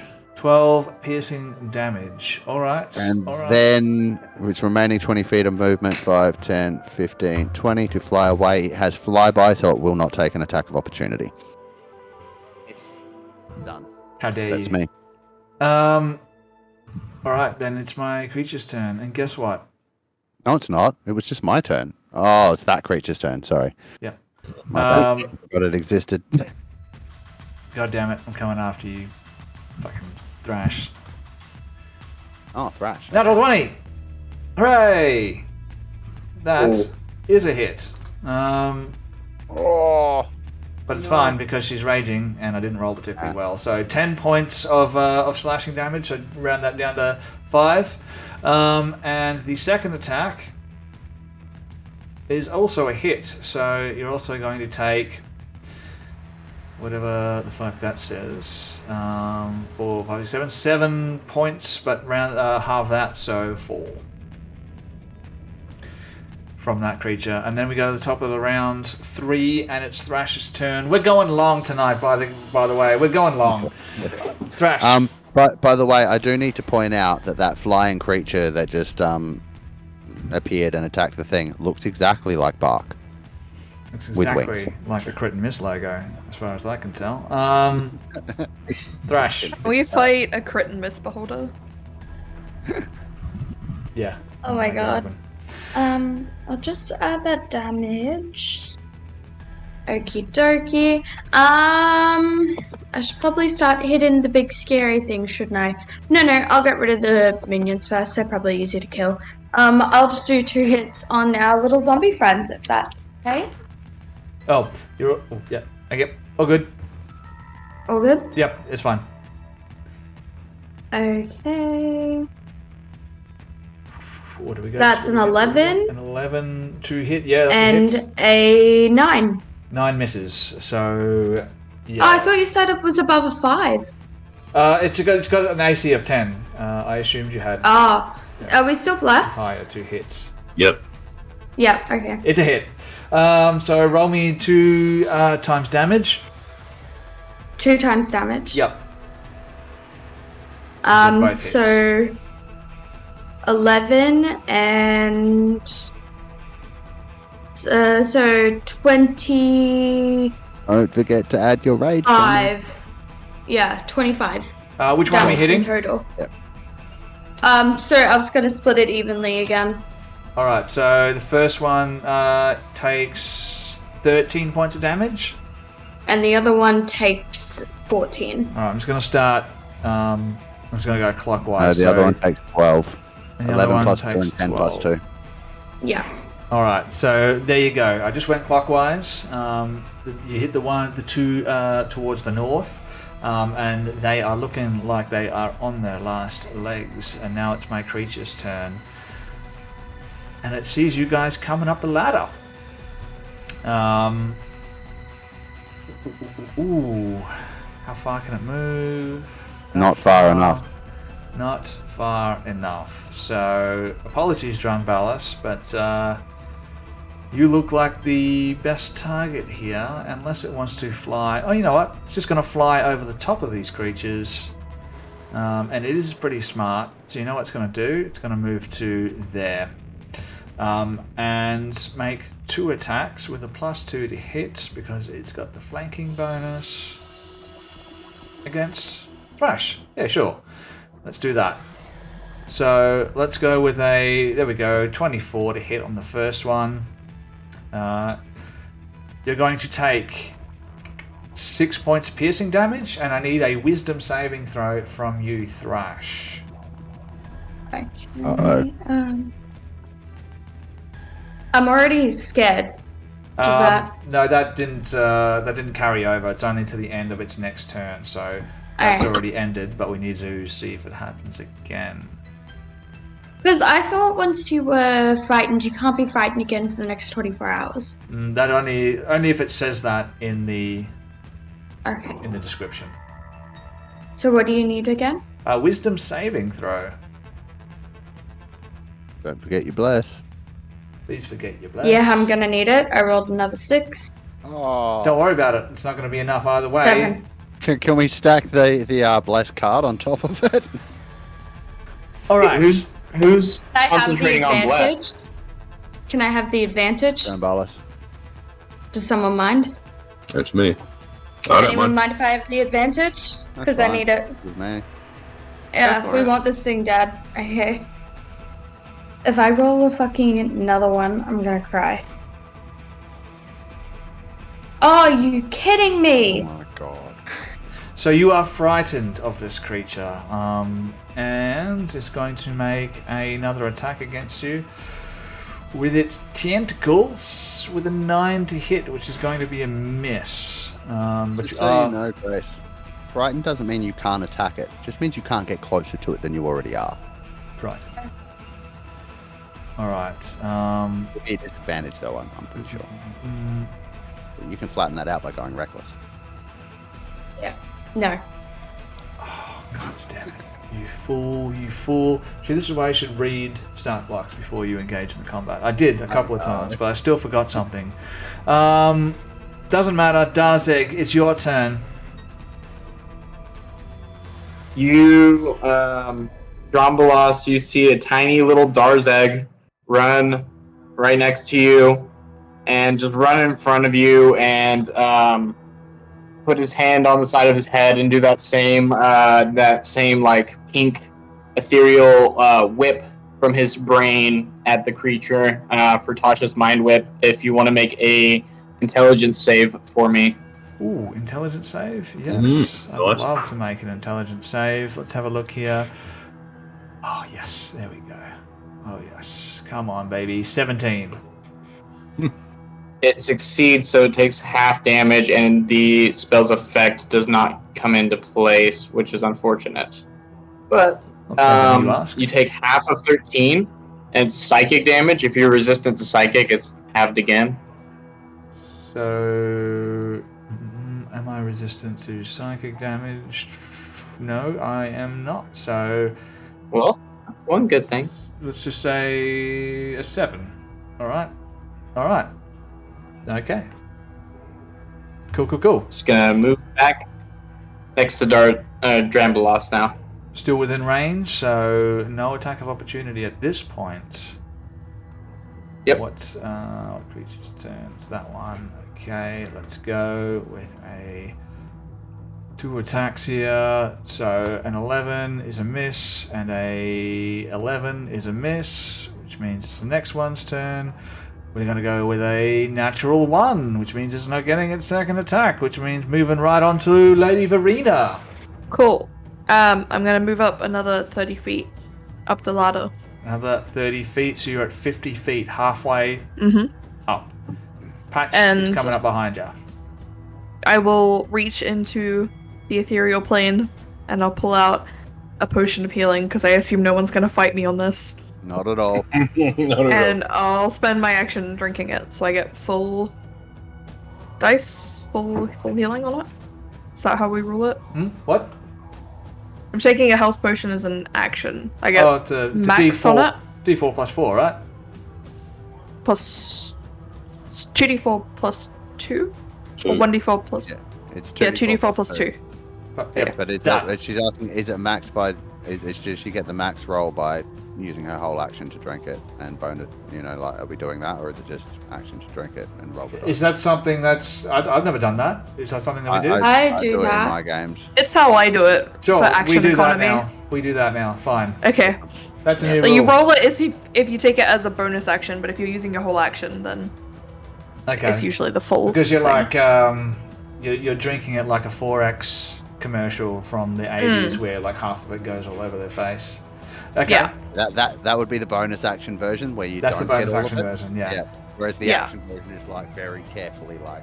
Okay. Yep. Brandy Glass, you're up. Right. And Brandy Glass will look at this big ugly bastard in front of him. Fucking That's kill not him. nice. You only just met him. Have a look at him. Look at Oh, this you mean the state. fear? Right. Yeah, Yeah. sorry. Of course I do. And Not even the guest to say. puts his arms by his side and looks like he's doing like a muscle man pose. As he does, you start to see electricity arc up through his body, and then he just opens his mouth and lets out a what do you call it? The dragon breath of lightning.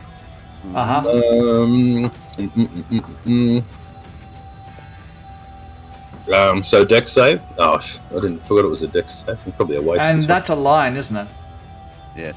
Oh, Yeah, but the thing is 10 feet up, so you can either hit it or the zombies. So you're going to hit it. So. I'm not worried about the zombies. Thrasher's there. Thrash can sort that out. So dex save from the fear. No, I'll go the 2 zombies in a line.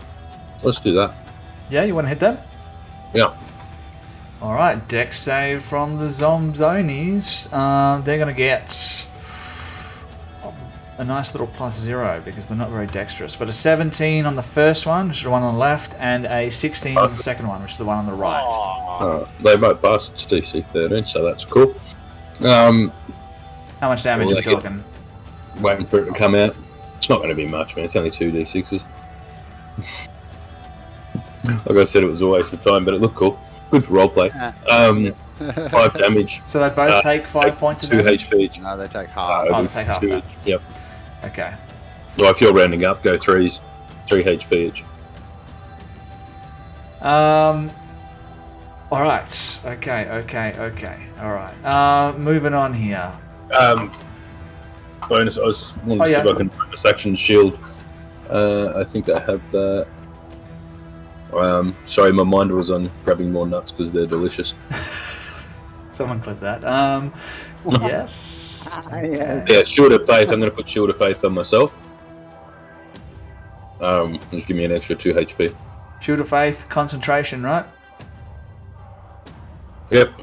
So concentration on that bless. Gone. Don't forget. Husk zombie creature thing.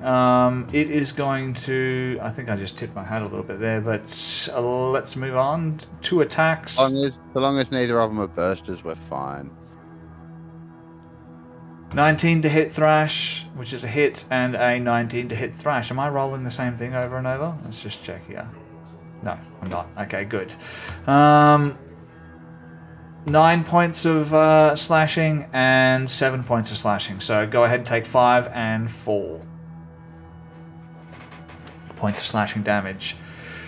As we roll on to the top of round 4. Did you just skip me? Yeah, because I don't like you. No, I think I did actually. Patch, sorry. I do this all the time. So how far up the ladder were you at the start, Verena? Because I think I got 15 feet up. Yep. So, I was at 20. You're at 20? Alright, so... I'm now at 50. So if I move 30, I'll be at 40. I won't actually be able to reach you with a touch spell. Well, like, because you're 5 feet ahead of me. Well, you've just got to get up to... So you're at 15. You need to get up to 45 to be able to reach up and touch her on the ankle. Okay, yeah, cool. Well, I'll do that. I'll reach up, touch her on the ankle, and cast Cure Wounds. Alright. A bit more. Or Cause Wounds. I could. You could do this right now. No one would know. You could get rid of Verena. No one would know. I totally could do that, but like that's not in Patch's nature. 6 hit points back from Cure Wounds at first level. Thank you. Oh, good. I should also mention, because this has never come up, Verena definitely wears a skirt, so this is wow the quickest bonding moment they've ever had. Yeah, like, I think much with, like, how, you know how he kind of didn't react when Thrash was topless? It'll be much the same, you know? Like, although he did react when Verena was almost topless. Yeah. So... Yes. Yeah, there is that. He's just not a butt. So, okay. No, pointing that out, and thinking about, alright, so there might be a moment there where he's a little bit, like, blushing and just like, okay, let's go.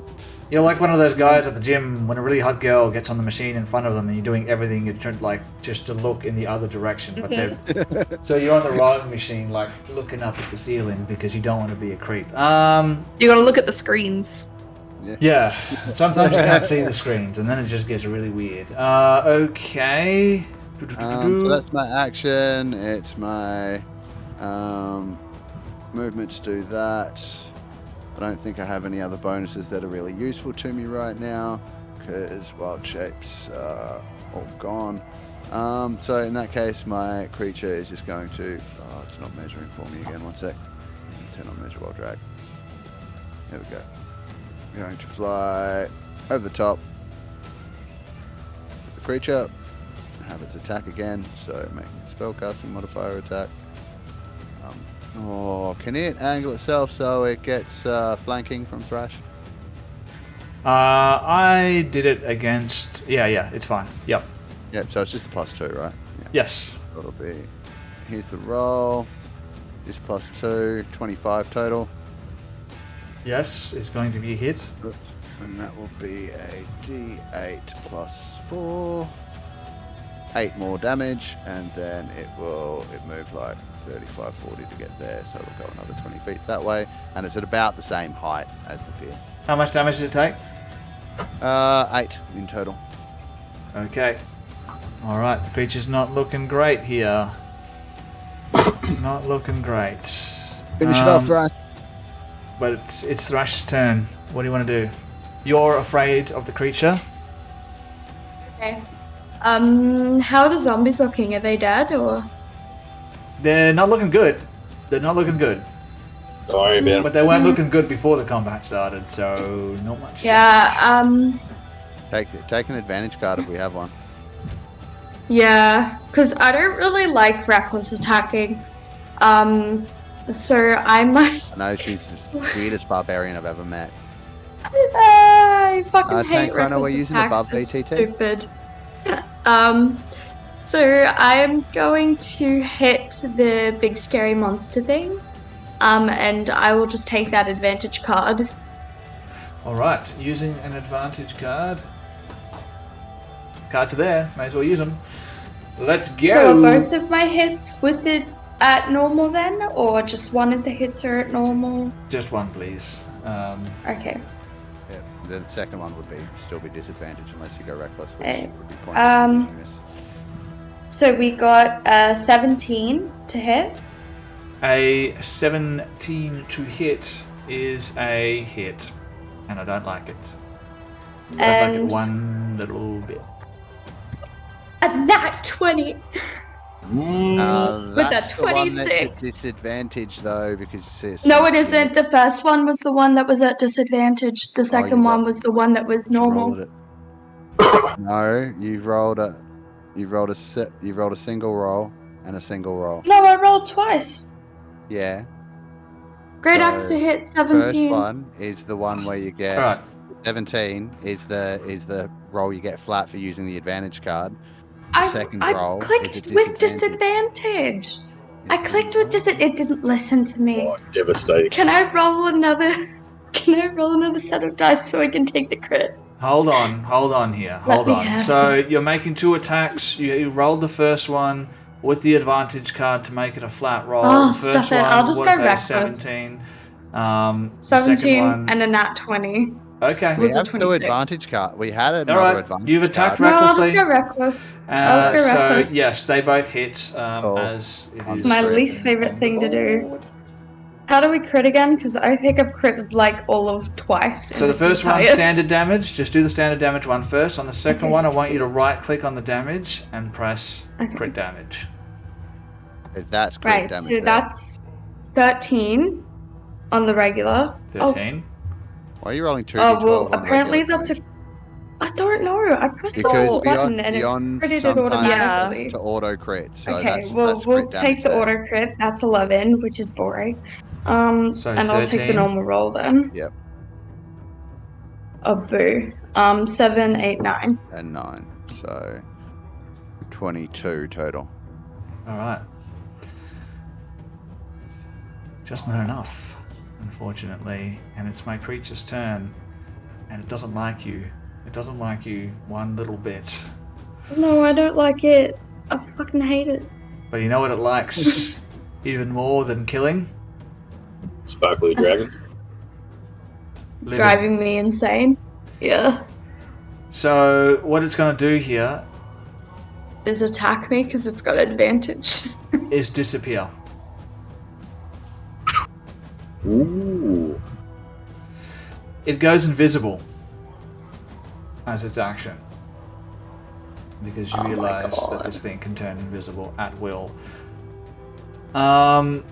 You still know where it is because it hasn't hidden yet. But any attacks against it are going to be with a disadvantage. That's its action, move action. 50, so it can go 50 feet. Ooh, where does it want to go? 25 feet over the pit, 25 feet straight down. All right.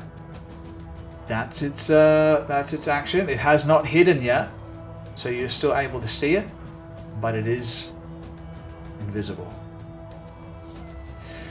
But I know it's generic area, right? Yes, so it's 25 feet down now. You do know it's generic area, so you still can target it. Looking pretty rough. It's looking pretty rough. It's looking pretty rough. Okay. But if it says one creature that you can see, you won't be able to use that particular ability, okay? Because you can't see it. Okay. All right. So, Error. is it my go? Yes. Yes. Okay. I'm going to run up to the edge and cast Sleep. It just has to be a creature within range of me. Okay. So, let's see. That is 5d8, and if it goes over the hit points, it falls unconscious. Okay. Wait, hang on. Let's just check it's not a drow first. Something else that might be immune to sleep. But I can't find a way to roll Sleep on D&D Beyond, so I'm just going to roll it manually, if that's cool. Yeah, that's fine. That's fine. You can just roll the d8s in D&D Beyond. Let's see here. Wish me luck. Good luck. A luck. We're gonna need it. Ooh, okay.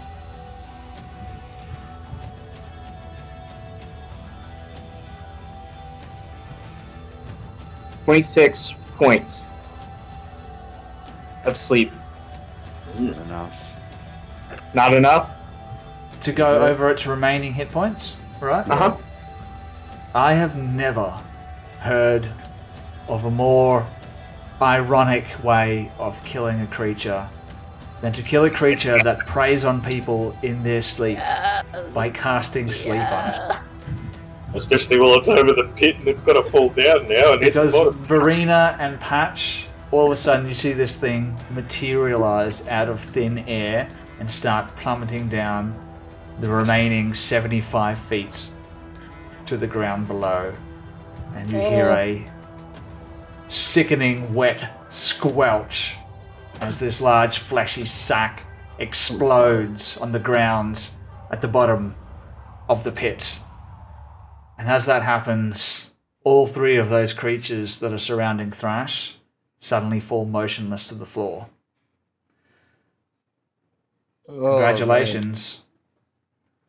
You've killed the fear and successfully finished the first quest. Yeah. The Office of Xeno Extermination. But I think, in all fairness, all of the praise should go to your new friend, because he's the one that killed it. Darzeg, you've killed the fear, buddy. Yeah. Yeah. Darzeg is just kind of huffing and puffing. He's still teeny. He's still small in size. But as I forget your character's name, Allie. Verena? As Verena gets to the top, he says, "Oh, I killed it. Does that mean I get your share?" Yes. She climbs up the ladder and she says, I have it right here. She pulls into her little money pouch and pulls out a whole grand spanking 25 gold pieces. He takes it and he's like, oh great. Oh yeah, I can make a lot of money with this. I just gotta get to the tables again. gotta bet it all. That's the best thing is to do, is just bet all of it at once. How about we make one quick deal? One little quick deal. You only gamble inside the Happy Beholder. Oh. Well, yeah. I don't think Luigi's that mad at me yet. Okay. I can make sure things are, okay with you and Luigi. Yeah, make him copacetic. Yeah. We have an appointment with Luigi that we're probably late for. Oh my gosh. I have never been late for a date before. Well, it's okay. I'll clean up down here. And I gotta get my hammer and my caltrips and all my stuff. Maybe I'll see you around. Yes, and I will make sure that you are cleared to go into the establishment. as a favor. Good. As, Well, it was a pleasure. As Patch, climbs up the top as well, and he just sort of like walks past the two of these guys, jabbering on like this stuff, and he just looks to Darzak, and he's just like, "Oh, so that's how you're supposed to use that spell." Nice one, buddy. And then he just keeps walking. All right. As Darzak goes to leave, Thrash will reach into her coin purse and pull out 1 gold. And she'll be like, "Look, I know you already got 25, but promise me you won't gamble this one. This is a insurance policy." Oh, yeah, I definitely won't. I'll put it in my special coin purse. Right. Take it. And if you have a passive perception of 10 or higher, he puts it in the same coin purse. Awesome. Yeah. I want you to tell me everything about what you get as a level 6 character. Ooh. Next Very week. Nice, guys. Yeah. Very nice. And what I get? Motherfucking feet. All right. Amazing. I just want to say a huge thank you to Tyler from the Role Slayers podcast. Man. Thank you for joining us. Sorry the episode went a little bit longer, but you know these things happen. It's been amazing having you on here, man. I hope we get to see Darzak again sometime. Yeah, I'd love to come back and be chaotic. You're the best henchman ever. Verena is so thankful to have a little sidekick now.